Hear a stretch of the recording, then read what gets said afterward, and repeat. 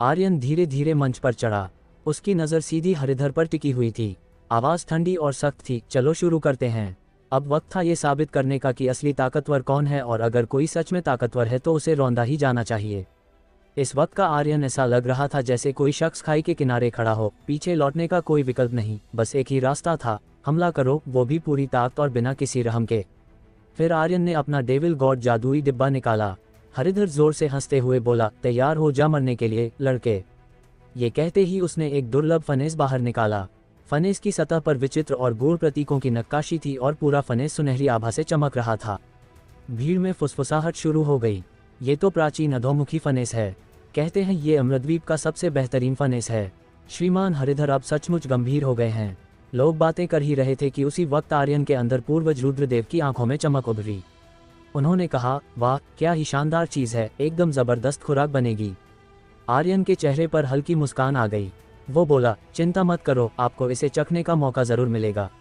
उधर मैदान के किनारे बैठा केरिम शरारत भरी नज़र से देख रहा था। वो धीरे से बोला, आर्यन को थोड़ा और मसाला दो, खेल में रोमांच होना जरूरी है। क्या? सभी हॉल अध्यक्ष चौंक उठे, लेकिन केरिम ने फौरन संचालक की तरफ देखा और बोला, टीम प्रतियोगिता का तीसरा चरण शुरू किया जाए। संचालक तुरंत समझ गया और ऊंची आवाज में बोला, टीम प्रतियोगिता का तीसरा चरण अब शुरू होता है। पागल दरिंदे टीम बनाम खूनी कंकाल टीम।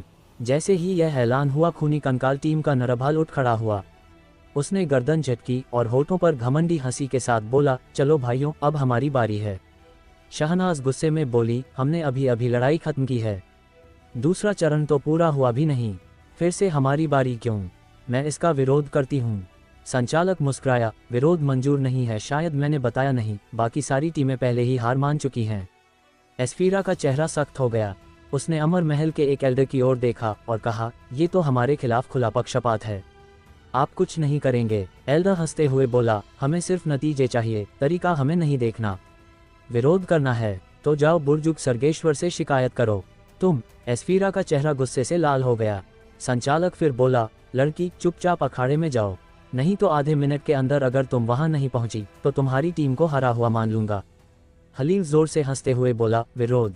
लगता है इन्हें अब तक नहीं समझ आया। निर्णायक, संचालक, सब हमारे लोग हैं। पूरा सप्तचक्र महाविद्यालय हमारे स्वर्गसार कुल के नीचे है।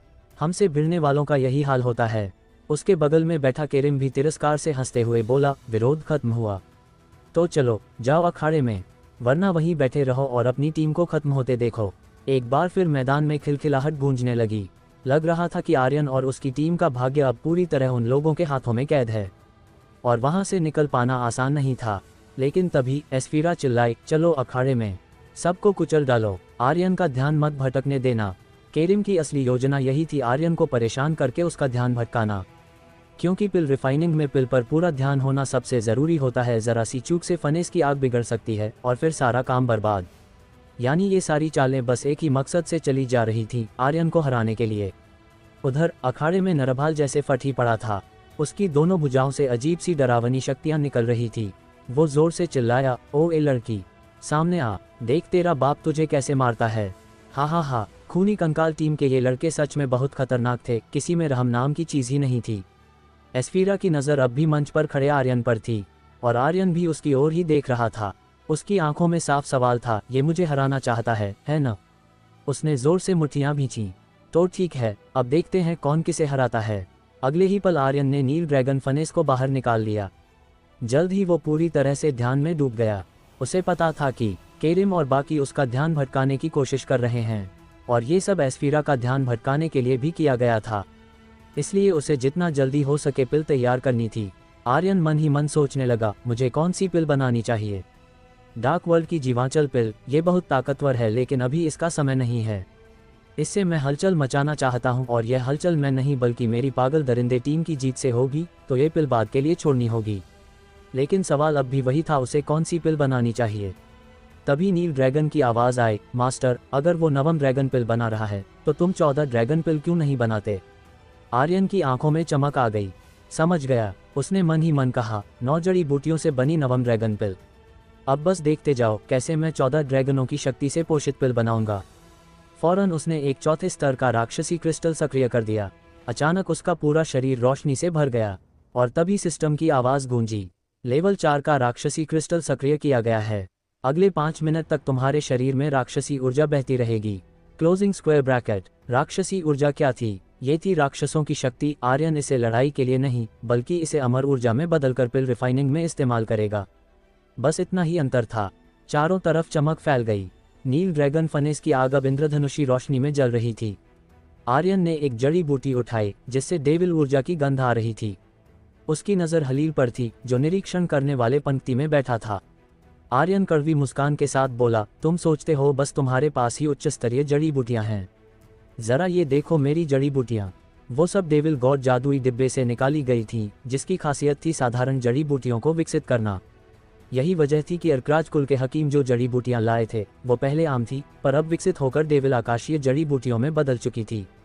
इनकी गुणवत्ता स्वर्गसार कुल द्वारा दी गई जड़ी बूटियों से भी उच्च दर्जे की थी। हलील थोड़ा चौंका, लेकिन हरिधर अब भी अकड़ में बोला, लड़के इस स्तर की जड़ी बूटियों को तू नियंत्रित ही नहीं कर पाएगा। आर्यन ने बिना हिचके जवाब दिया, तुझे लगता है कि 9वें स्तर का संप्रसार्य कोई बड़ी बात है? मैं भी उसी स्तर का हूँ। इतना कहते ही आर्यन के शरीर से फिर से एक तेज धमाका हुआ। उसने सारी जड़ी बूटियां फनेस में डाली और अंदर की बहती ऊर्जा को पूरी तरह नियंत्रण में ले लिया। हरिधर की आंखों में पहली बार थोड़ी चिंता दिखाई दी। उधर अखाड़े में नरभाल की हालत और भी डरावनी हो गई थी। उसके पूरे शरीर से पागलपन भरी शक्तियां निकल रही थी। उसके कपड़े चिथड़े हो चुके थे। रीढ़ और कंधों से लोहे जैसी नुकीली कीलें बाहर आ चुकी थीं। अब वो इंसान कम और डीमन बीस्ट ज्यादा लग रहा था। मार डालूंगा, चिल्लाते हुए नरभाल ने छलांग मारी। एस्फीरा की आंखें गहरी हो गईं। उसने झट से आदेश दिए, तिम्रा, वेदिका की रक्षा करना। शहनाज दीदी, रीवा, तुम दोनों दाएं और बाएं की कमान संभालो। इतना कहते ही उसने अपनी चंद्र तलवार बिजली की तरह आगे बढ़ा दी। पर नरभाल ने कोई बचाव नहीं किया। वो तो हंसते हुए वार को झेल गया। चंद्र तलवार उसके मजबूत शरीर से टकराई पर कोई असर नहीं पड़ा। उसकी बीस्ट ऊर्जा अचानक बाहर निकली और गरजते हुए बोला, दफा हो जा। अगले ही पल एक जोरदार झटका आया जिससे एस्फीरा पीछे की ओर छिटक गई। लेकिन उसने हवा में पलटी मारी और फिर से हमला करने के लिए लौट आए। इस बार उसने तलवार सीधा नरभाल के माथे पर मारी। माथे से थोड़े खून की बूंदें निकली पर नरभाल को कुछ खास नुकसान नहीं हुआ। अब वो पूरी तरह डीमन बीस्ट बन चुका था।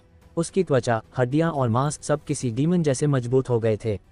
एस्फीरा का वार पूरी तरह शारीरिक था, लेकिन नरभाल की रक्षात्मक शक्ति इतनी ज्यादा थी कि साधारण हमले उस पर असर ही नहीं कर सकते थे। हा और मार लड़की। नरभाल जोर से हंसा और जमीन पर जोर से पैर मारा। एक तेज आवाज के साथ वो बिजली की रफ्तार में आगे बढ़ा। तिम्रा की आंखें फटी की फटी रह गईं। उसने फौरन सामने आकर पूरी ताकत से उसके सिर पर घूंसा मारा, मगर उल्टा उसकी कलाई चटक गई और वो हवा में उड़ती हुई जाकर फॉर्मेशन की दीवार से टकराए। उसके मुंह से खून निकल आया। तू मुझसे भिड़ेगी, नरभाल ने पागलों की तरह हंसते हुए कहा। मरने का इतना ही शौक है? अब उसकी नज़र शहनाज पर पड़ी। तू ही कह रही थी ना कि हमारी टीम का खात्मा कर देगी। तेरा वो रायगर कहाँ है? छुप गया डर के मारे। और फिर बिना रुके उसने दोबारा हमला किया। उसके साथ उसके 4 साथी भी टूट पड़े। एस्फीरा ने तलवार से बचाव किया, लेकिन उसकी तलवार छिटक गई। वो नरभाल से ज्यादा शक्तिशाली थी, पर नरभाल का शरीर अब साधारण नहीं था। वो आधा डीमन बीस्ट बन चुका था और उसकी ताकत किसी और ही स्तर पर थी। शहनाज भी चोट खाकर जमीन पर गिर पड़ी। उसके मुंह से खून निकल रहा था। पागल दरिंदे टीम अब पूरी तरह दब चुकी थी। एस्फीरा और उसकी टीम को नरभाल और उसके साथी बुरी तरह से पछाड़ रहे थे। दर्शक दीर्घा में बैठा केरिम जोर से हंसा और आर्यन की ओर देखा। देख क्या हाल हो रहा है तेरी टीम का आर्यन। तेरी ये लड़कियां जल्दी मरने वाली हैं, लेकिन क्यों ना मरने से पहले इन्हें थोड़ा खुश कर दिया जाए। उसकी यह बात सुनकर दर्शकों में शोर मच गया। कई लोग गंदी और बेहूदी बातें करने लगे। हाय, लग तो रहा है जैसे कोई पुरानी कहानी चल रही हो, राक्षस और सुंदर लड़की वाली। अब तक तो बस किताबों में देखा था, आज तो सब आंखों के सामने है। नरभाल भाई, कपड़े फाड़ दो इन सब के। हा। भीड़ एकदम पागल सी हो गई थी। कुछ शिष्य ऐसे चिल्ला रहे थे जैसे उन्हें होश नहीं था। मुकाबला लगातार चल रहा था। इसी दौरान तिम्रा की बाजू का एक टुकड़ा कटकर गिर गया, जिससे उसका हाथ थोड़ा दिखने लगा। फिर एक और गंदी हंसी सुनाई दी। सबको मिलेगी, लेकिन सबसे दमदार पहले मेरी होगी। ऐसा सुख दूंगा कि ये जिंदगी भर नहीं भूलेगी। नरभाल बोला। एस्फीरा अभी भी रास्ता ढूंढ रही थी, पर नरभाल की ताकत और उसकी रक्षक ऊर्जा को तोड़ना आसान नहीं था। नीचे खड़ी औजा का चेहरा गुस्से से कांप रहा था। आरू चिल्लाए, पिताजी, ये लोग हद पार कर रहे हैं। एजकांत ने मुठ्ठियां भींच लीं। चक्रयोग हॉल का गांगुली भी गालियां बके जा रहा था। पर अब बात बस लड़ाई की नहीं रह गई थी। अब ये हमला सीधा आर्यन और उसकी टीम की गरिमा पर था। उधर धर्मनाथ, जो हर चीज़ का जिम्मेदार था, आराम से खड़ा हंस रहा था, क्योंकि उसे बुर्जुग सर्गेश्वर से आदेश मिला था आर्यन को सबक सिखाना है, और जब तक आर्यन जिंदा है फर्क नहीं पड़ता कि उसके साथियों के साथ क्या होता है, उन्हें अपमानित किया जाए, लूटा जाए या मार दिया जाए। अमर महल के कुछ एल्डर्स भी वहां बैठे थे, लेकिन किसी ने कुछ कहने की जरूरत नहीं समझी। उल्टा कुछ तो जैसे मजे ले रहे थे। तभी शहनाज का कुर्ता एक तरफ से फट गया और उसकी सफ़ेद त्वचा नजर आने लगी। दर्शकों की भीड़ फिर से शोर मचाने लगी। हाय, ये तो कमाल है, हा हा हा, और दिखाओ नीचे क्या हो रहा है। नरभाल भाई, और जोर लगा। अब पूरा माहौल गंदा और डरावना हो चुका था। ज्यादातर लोग जैसे होश खो चुके थे, उनकी आंखों में हवस थी और जुबानों पर गंदगी। केरिम अब भी जोर जोर से हंस रहा था। देख आर्यन, तेरी लड़कियां अब पूरी तरह नग्न होने वाली हैं, हा हा हा। आर्यन के अंदर कुछ टूटने लगा था। उसकी सांसें तेज हो गईं, आंखों में जैसे आग भर आई थी। उसका पूरा शरीर गुस्से से कांपने लगा। उसे लग रहा था कि अभी सब कुछ फूंक देगा, सब जला डालेगा। लेकिन वो कुछ नहीं कर सकता था। एस्फीरा और बाकियों को खुद ही लड़ना था। अगर वो अखाड़े की ओर दौड़ता भी तो फॉर्मेशन उसे रोक देती। वो बस मन ही मन चीख सकता था, आ आ आ। उसी वक्त उसके अंदर नीले ड्रैगन की आवाज़ गूंजी, मास्टर शांत रहो। फिर रुद्रदेव की आवाज़ आए, आर्यन अभी तुम्हें बिल्कुल शांत रहना होगा। ये सब तुम्हें गुस्से में लाने के लिए कर रहे हैं ताकि तुम्हारा ध्यान बन जाए और तुम पिल न बना सको। लेकिन भला कोई कैसे शांत रह सकता है?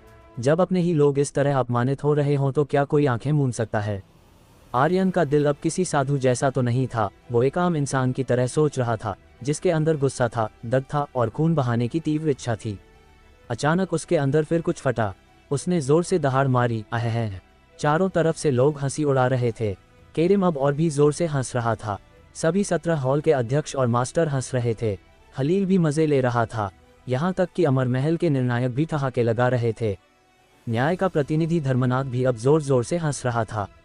हर चेहरा जैसे ताना मार रहा था, आर्यन की बेबसी पर हंस रहा था। अब और नहीं सह सकता मैं। आर्यन का दिल अभी इतना मजबूत नहीं हुआ था कि वह अपने जज्बातों को पूरी तरह दबा सके। जब उसने अपनी ही लड़कियों को जलील होते देखा तो उसके अंदर कुछ टूट गया। एक अजीब सी बेबसी उसे अंदर से खा रही थी। उसका ध्यान भटकने लगा। जो पिल वो बना रहा था उसमें गड़बड़ होने लगी। फनेस में जड़ी बूटियों का सार आपस में टकराने लगा। सब कुछ बस फटने ही वाला था। अगर आधा मिनट और ऐसे ही चलता तो सारी मेहनत बेकार हो जाती। आर्यन, शांत हो जा भाई, खुद को संभाल, होश में रहो। हर कोई परेशान था, लेकिन जितना आर्यन का गुस्सा बढ़ रहा था उतना ही केरिम और उसके साथियों की गंदी हंसी तेज होती जा रही थी। नरभाल, इनके कपड़े उतार दे, देखते हैं कितनी सुंदर है ये। देखो इनकी सफ़ेद त्वचा और पतली कमर, वाह कमाल की है। अगर ये मेरी होती तो मैं नर्क से भी वापस आकर इनकी हिफाजत करता। हद है, खुद को मर्द कहते हो और अपनी लड़कियों की भी रक्षा नहीं कर सकते। मर जाना चाहिए तुझे। भीड़ से तानों की बौछार हो रही थी। आर्यन का गुस्सा अब रुकने वाला नहीं था। उसके अंदर से जो शक्ति उठ रही थी वो बार बार क्रिम्सन ड्रैगन की सीमा को तोड़ने की कोशिश कर रही थी। ये शक्ति किसी और की नहीं, खुद आर्यन की थी, इतनी तेज कि क्रिम्सन ड्रैगन भी उसे रोक नहीं पा रहा था। डरते हुए क्रिम्सन ड्रैगन बोला, नील भाई, अब मुझसे नहीं रोका जा रहा। अगर मास्टर ऐसे ही रहे तो उनका ये खूनी दिल उसे खा जाएगा। समुद्री ड्रैगन भी गुस्से में दहाड़ा, इन कमीने लोगों को सबक सिखाते हैं। चलो सबको कुचल डालते हैं। उसका स्वभाव वैसे भी तेज था, अब तो उसकी सहनशक्ति जवाब दे रही थी। ब्लड ड्रैगन और पॉइजन ड्रैगन भी गरज उठे, हम तैयार हैं। अगर आज इन्हें नहीं रोका तो ये सोचेंगे कि हमारा मास्टर कमज़ोर है। लेकिन इससे पहले कि वो कुछ करते, नील ड्रैगन ने जोर से कहा, कोई भी बेवकूफ़ी मत करना। हम अभी सामने नहीं आ सकते। अगर हम प्रकट हो गए तो पूरा अमृतद्वीप हिल जाएगा। याद है ना, जब हम पहली बार आए थे क्या हुआ था? हर बार अपनी शक्तियाँ दिखाना ज़रूरी नहीं होता। ये लड़ाई मास्टर की है, उसे खुद ही इसे झेलना होगा। नील ड्रैगन चिल्लाया, मास्टर खुद को संभालो, तुम्हें शांत होना होगा। आर्यन का दिल चीख उठा, शांत रहूं? इतनी आसानी से होता तो तुम खुद क्यों नहीं हो जाते शांत? अब चाहे कुछ भी हो, मैं पीछे नहीं हटूंगा। वो पूरी तरह गुस्से में था। उसे लग रहा था अगर मैं अपनी ही लड़कियों को नहीं बचा पाया तो जीने का हक नहीं है मुझे। क्या महाविद्यालय, क्या ड्रैगन क्षेत्र, कौन का विनाश? जब अपने ही लोग सुरक्षित नहीं तो दुनिया जीत कर क्या करोगे? उसका दिल अंदर ही अंदर टूट रहा था। और तभी एक अनजानी सी मधुर शक्ति उसके अंतर्मन पर बरसने लगी, जैसे अमृत की फुहारें गिर रही हों। एक ही पल में उसका सारा गुस्सा गायब हो गया। उसके अंदर जो खून उबाल मार रहा था वो जैसे शांति में बदल गया। ये शक्ति बहुत ही रहस्यमयी और बहुत गहरी थी। उसी पल आरू कांपती हुई जमीन पर बैठ गई। उसके मुंह से धीमे से निकला, भाई आर्यन, तुम्हें जीतना ही होगा।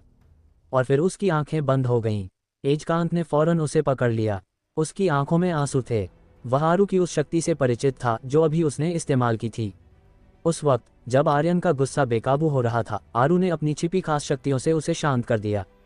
लेकिन उसे इसकी कीमत चुकानी पड़ी और अब उसकी आंखों से हमेशा के लिए रोशनी चली गई थी। एजकांत ने आरू को गले से चिपका लिया। कुछ नहीं कहा, बस चुपचाप रोता रहा। उधर आर्यन की आंखों में फिर से जान आ गई। अब उसके चेहरे पर शांति नहीं बल्कि अहंकार था। उसने तुरंत अपनी अमर ऊर्जा को इकट्ठा किया और मन में कहा, अब तुम्हारी बारी है नील ड्रैगन। नील ड्रैगन का चेहरा सख्त हो गया।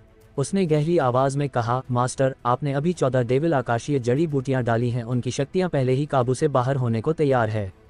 अगर अब हम अपनी शक्ति भी इसमें डालेंगे तो मुझे डर है कि आप अब सोचने का वक्त नहीं है। आर्यन ने कहा। वो थोड़ी सी भी देरी बर्दाश्त नहीं कर सकता था। जितनी जल्दी हो सके उसे पिल तैयार करनी थी। उसने जोर से दहाड़ मारी।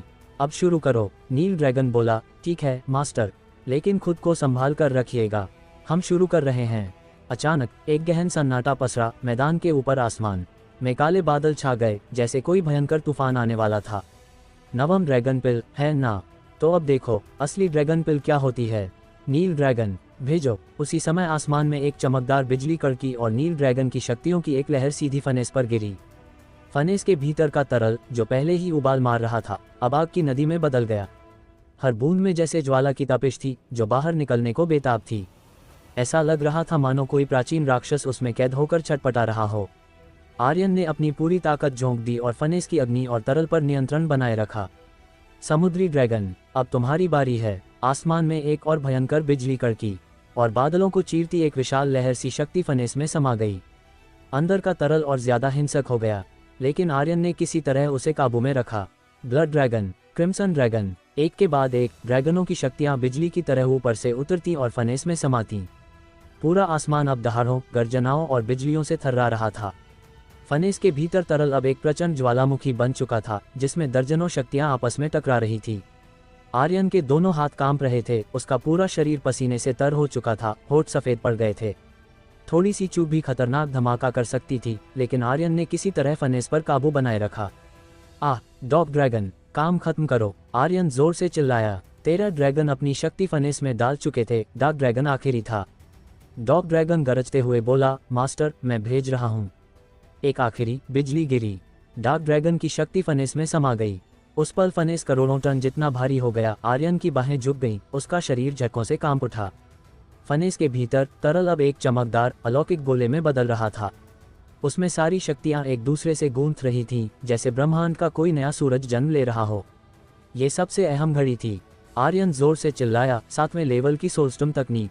उसके शरीर में तुरंत 128 गुना शक्ति फूट पड़ी। उसकी नसें लाल होकर उभर आईं। उसके शरीर से भाप की सनसनाहट उठने लगी और आभा इतनी तीव्र थी कि आसपास की हवा भी गर्म हो गई। उसने अपनी ताकत का हर कतरा फनेस में उड़ेल दिया। अब हो जा तैयार। उसने दांत पीसते हुए आखिरी धक्के के साथ चीख मारी। तभी एक आवाज गूंजी, बधाई हो आर्यन, तुमने पिल बना ली है। तुम्हें इनाम मिला है लेवल जोड़ 1। वर्तमान स्तर 9वें लेवल का रक्तवीर। बधाई हो आर्यन, तुम्हारा हकीम कौशल एक लेवल से बढ़ गया है। वर्तमान स्तर हकीम सम्राट। जैसे ही आर्यन ने सुना कि पिल बन गई है, उसने फनेस नीचे रखा और बिना रुके बाहर की ओर दौड़ पड़ा। ये देखकर सब चौंक गए। अरे ये लड़का भाग रहा है। लगता है पिल नहीं बनी, अब डर के मारे भाग रहा है। रुको, इसे भागने मत दो। केरिम हंसते हुए बोला, भागेगा? चलो देखते हैं कहाँ तक भागता है। उसने इशारा किया और ग्रीफिन हॉल के कई ताकतवर शिष्य तलवारों पर उड़ते हुए आसमान से नीचे आए और आर्यन के सामने उतरकर रास्ता रोक लिया। उनमें से एक ने हंसते हुए कहा, अब कहाँ जाएगा कचरे। कुछ ही पल में आर्यन को चारों तरफ से घेर लिया गया। ये देखकर दूर खड़ा जग्गा गुस्से से लाल हो गया। उसने जोर से चिल्लाया, अबे ओ, सब लोग हथियार निकालो, काट डालो इन सालों को। कालीचरण, मनगू, उस्त्रा और बाकी कुछ साथी तुरंत खड़े हो गए।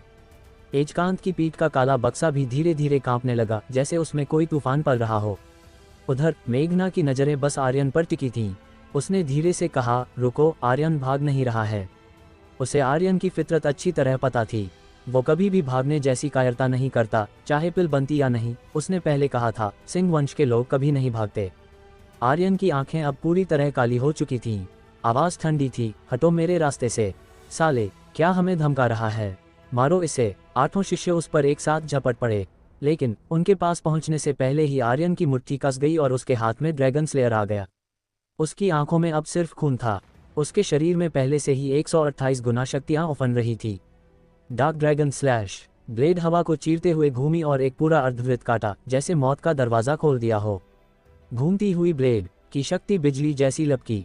सामने खड़े योद्धा समझ ही नहीं पाए कि हुआ क्या, और फिर उनके शरीर की कमरें बीच से कट गईं। खून की धारें फव्वारों की तरह निकली और आठों योद्धा एक एक करके 2 टुकड़ों में जमीन पर गिर पड़े। सिस्टम ने लगातार 8 बार ऐलान किया। आर्यन एक पल के लिए भी नहीं रुका, वो बस आगे बढ़ता चला गया। यह 8 शिष्य मामूली नहीं थे, ये सब स्वर्णवीर लेवल के योद्धा थे। हर एक की ताकत आर्यन से ज्यादा थी, पर फिर भी आर्यन ने उन्हें एक ही वार में खत्म कर दिया। पूरा मैदान सन्नाटे में डूब गया। सबकी नजरें जमीन पर खून में लथपथ 8 लाशों पर टिकी थी। पर केरिम को इससे कोई फर्क नहीं पड़ा, उसके चेहरे पर तो अजीब सी मुस्कान थी। उसने हंसते हुए कहा, लड़के, अब चाहे तेरे पंख भी निकल आएं, तुझे तो मरना ही है। लेकिन वो अपनी बात पूरी भी नहीं कर पाया था कि आर्यन ने दौड़ते हुए पलटकर कहा, केरिम, मुझे ज्यादा गुस्सा मत दिला, नहीं तो मिटा डालूंगा तुझे। उसकी आवाज में घृणा साफ दिख रही थी, जैसे केरिम की कोई औकात ही ना हो। केरिम ने हंसते हुए कहा, मार देगा? अच्छा, चल आ जा फिर, देखते हैं तेरी औकात क्या है, और ये भी देखेंगे कि सप्तचक्र महाविद्यालय से दुश्मनी लेकर कितनी दूर भाग पाता है। आर्यन ने बिना हिचक के जवाब दिया, तो क्या हुआ अगर पूरा सप्तचक्र महाविद्यालय मेरा दुश्मन बन जाए, अगर पूरी दुनिया भी सामने हो तो भी डर नहीं। हिम्मत है तो आजा। वो अब अखाड़े के एक किनारे पर पहुंच चुका था और तभी वो गरजती हुई आवाज में बोला, रीवा। अंदर खड़ी 5 लड़कियां एक साथ पलटीं। उन्होंने देखा कि आर्यन फॉर्मेशन के पार खड़ा है। एक पल में ही उनके चेहरे पर फैला डर गायब हो गया। जिस घबराहट ने उन्हें अब तक जकड़ रखा था, वो अब हवा हो चुकी थी। अब उनकी आंखों में एक सुकून था, और जैसे उनकी ताक भी दोगुनी हो गई हो, क्योंकि आर्यन आ चुका था। उनका सहारा, उनका भरोसा अब वहीं खड़ा था। तभी नरभाल ने घिनौनी हंसी के साथ आर्यन की तरफ देखा और कहा, अबे दक्षिण का ये कीड़ा बस बाहर खड़ा रहकर देख सकता है और मैं यहाँ इन लड़कियों के कपड़े एक एक करके फाड़ूंगा। उसका चेहरा दरिंदगी से भरा हुआ था। लगता है अभी तक सब कुंवारी हैं। नज़ारा बड़ा दिलचस्प होगा। हाँ हाँ हाँ। उसके बाकी साथियों की आंखों में भी वही हैवानियत चमक उठी। आर्यन के अंदर का गुस्सा जैसे फट पड़ा। वो जोर से चीखा, तेरी। उसकी बाजुओं में बिजली सी दौड़ गई और गर्जा, पहाड़ तोड़ मुक्का। उसने दोनों मुट्ठियां कस लीं और पूरा जोर लगाकर फॉर्मेशन पर वार किया। जैसे किसी शांत पानी में पत्थर गिरा हो, वैसे ही फॉर्मेशन थोड़ी हिली। लेकिन अगले ही पल फॉर्मेशन से एक जबरदस्त झटका आया और उसकी अपनी ताकत कई गुना होकर वापस उसी पर आ गिरी। वो हवा में उछलकर करीब 100 मीटर दूर जाकर गिरा। जमीन से टकराते ही उसके मुंह से खून फूट पड़ा। हा हा हा, क्या बेवकूफ़ है ये। फॉर्मेशन तोड़ने चला है, जैसे ये कोई दरवाज़ा हो। थोड़ा और ताक लगाता तो शायद दरवाज़ा टूट ही जाता। हा हा, इसे इतनी भी समझ नहीं कि फॉर्मेशन शक्ति से नहीं, उसके मुंह से तोड़ी जाती है। आर्यन धीरे से उठा, आंखों में आग थी। वह फिर भागा, एक ही छलांग में हवा में उछला। दोनों मुट्ठियां फिर गरजी। उसके पीछे हवा में आदमखोर किंग कांगेप की हुंकार सुनाई दी। उसकी शक्ति ने कुल्हाड़ी का रूप लिया और ऊपर से सीधी फॉर्मेशन पर आ गिरी। सारी भीड़ थम गई। ये क्या ताकत है, ये बंदा कोई मामूली नहीं लग रहा। फॉर्मेशन जैसे दबने लगी है। लेकिन तभी फिर से झटका आया। फॉर्मेशन ने भीतर से एक जोरदार प्रतिक्रिया दी, जैसे कई झंझावात एक साथ आर्यन की ओर भेजे गए हों। आर्यन का शरीर सीधे ऊपर आकाश की ओर उड़ गया। हाँ हाँ हाँ, क्या हुआ? अब कहाँ गई तेरी ताकत? शक्ति तो है पर अक्ल नहीं। इसी को कहते हैं अक्लबंद योद्धा। आर्यन का शरीर दूर आसमान में कहीं खो गया।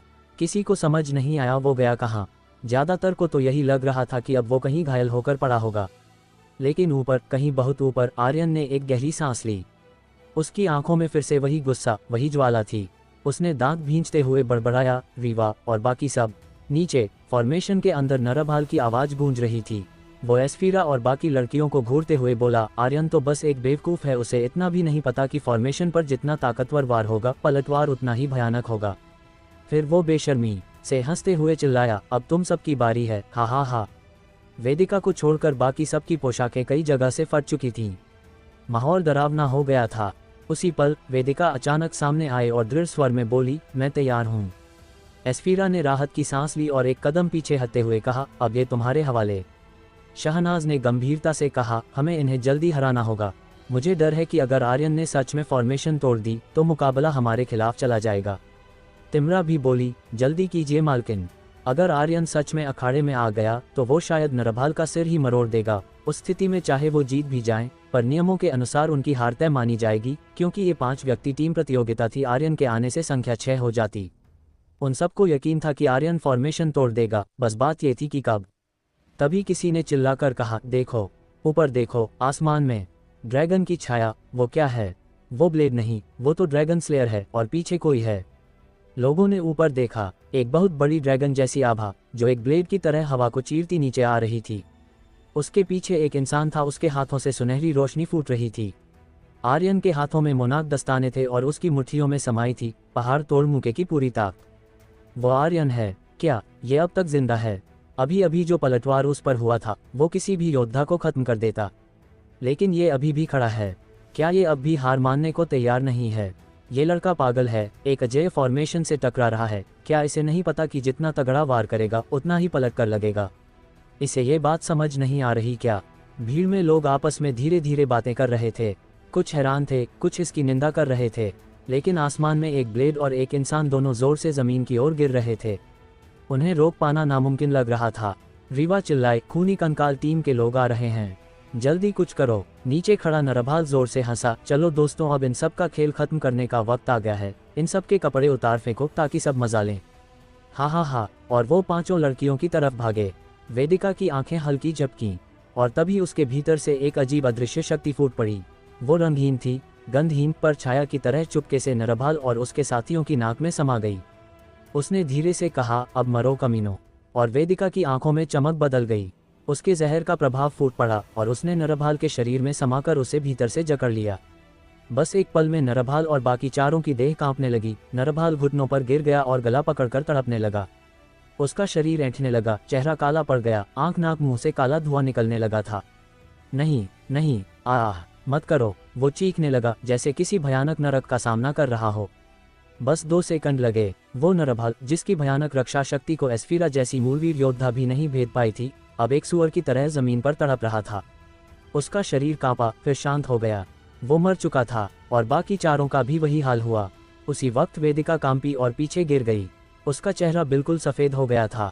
मालकिन तिमरा दौड़कर उसे थामने लगी। ये सब कुछ बहुत अजीब था। 3 सेकंड से भी कम समय में वेदिका ने नरभाल और उसके चारों साथियों को खत्म कर दिया था। असल में शुरू से ही एस्फीरा और बाकी लड़कियां बस वक्त निकाल रही थीं ताकि वेदिका अपना सबसे खतरनाक वार तैयार कर सके, और जब सही मौका आया उसने पूरा खेल पलट दिया। पर इस हमले में वेदिका की सारी ऊर्जा खत्म हो गई और वो बेहोश हो गई। मगर लड़ाई अब उनके नाम हो चुकी थी। पूरा मैदान सन हो गया। खलील, केरिम और अन्य सभी हॉल अध्यक्षों का चेहरा तो जैसे कोयले की तरह काला पड़ चुका था, लेकिन आर्यन को इस सब का बिल्कुल अंदाज़ा नहीं था।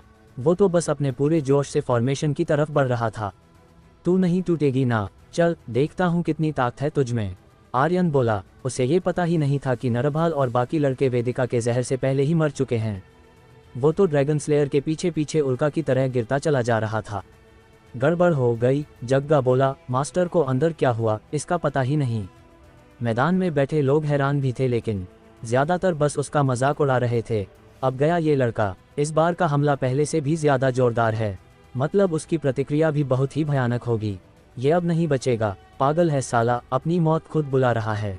खलील, केरिम और अन्य सभी हॉल अध्यक्ष भी अपनी हंसी रोक नहीं पा रहे थे। उन्हें पूरा यकीन था इस बार आर्यन का इतना जबरदस्त वार उसी पर ज्यादा भारी पड़ेगा। उन्हें साफ दिख रहा था आर्यन की मौत सामने है। आर्यन को ऊपर से गिरते देख एस्फीरा का चेहरा सख्त हो गया। वो चिल्लाए, आर्यन हम जीत गए, सुनो अब हमला मत करो भाई, रुक जाओ। लेकिन आर्यन अब कुछ नहीं सुन पा रहा था, और अगर सुन भी लेता तो भी अब इतनी शक्ति को वापस खींचना मुमकिन नहीं था। जबरदस्ती रोकने की कोशिश करता तो ये फॉर्मेशन के पलटवार से भी ज्यादा खतरनाक होता। टूट जा साले, आर्यन गरजा और अपनी पूरी शक्ति उड़ेल दी। ड्रैगन स्लेयर हवा को चीरते हुए सीधे फॉर्मेशन के ऊपर गिरा, मानो कोई आग का गोला अंतरिक्ष से गिरा हो। केरिम जोर से हंसा, मूर्ख, अब मरेगा ये। अखाड़े में फॉर्मेशन इसीलिए थी ताकि भीतर की शक्तियां बाहर ना निकले और मैदान में लोगों को कोई नुकसान ना पहुंचे। उसकी सुरक्षा अद्भुत थी, किसी भी साधारण हमले से तोड़ पाना नामुमकिन था। लेकिन तभी चर्राक फॉर्मेशन की ऊपरी परत पर एक हल्की सी दरार बन गई। ड्रैगन स्लेयर का सिरा उसमें घुस चुका था। डार्क ड्रैगन की दहाड़ गूंजी और उसने फॉर्मेशन की आधी ऊर्जा खींच ली। चर्राक, जैसे बर्फ टूटती है वैसे ही आवाजें आने लगी, लेकिन फॉर्मेशन अब भी टूटने से बची थी। उसी पल आर्यन ऊपर से सीधे नीचे गिरा।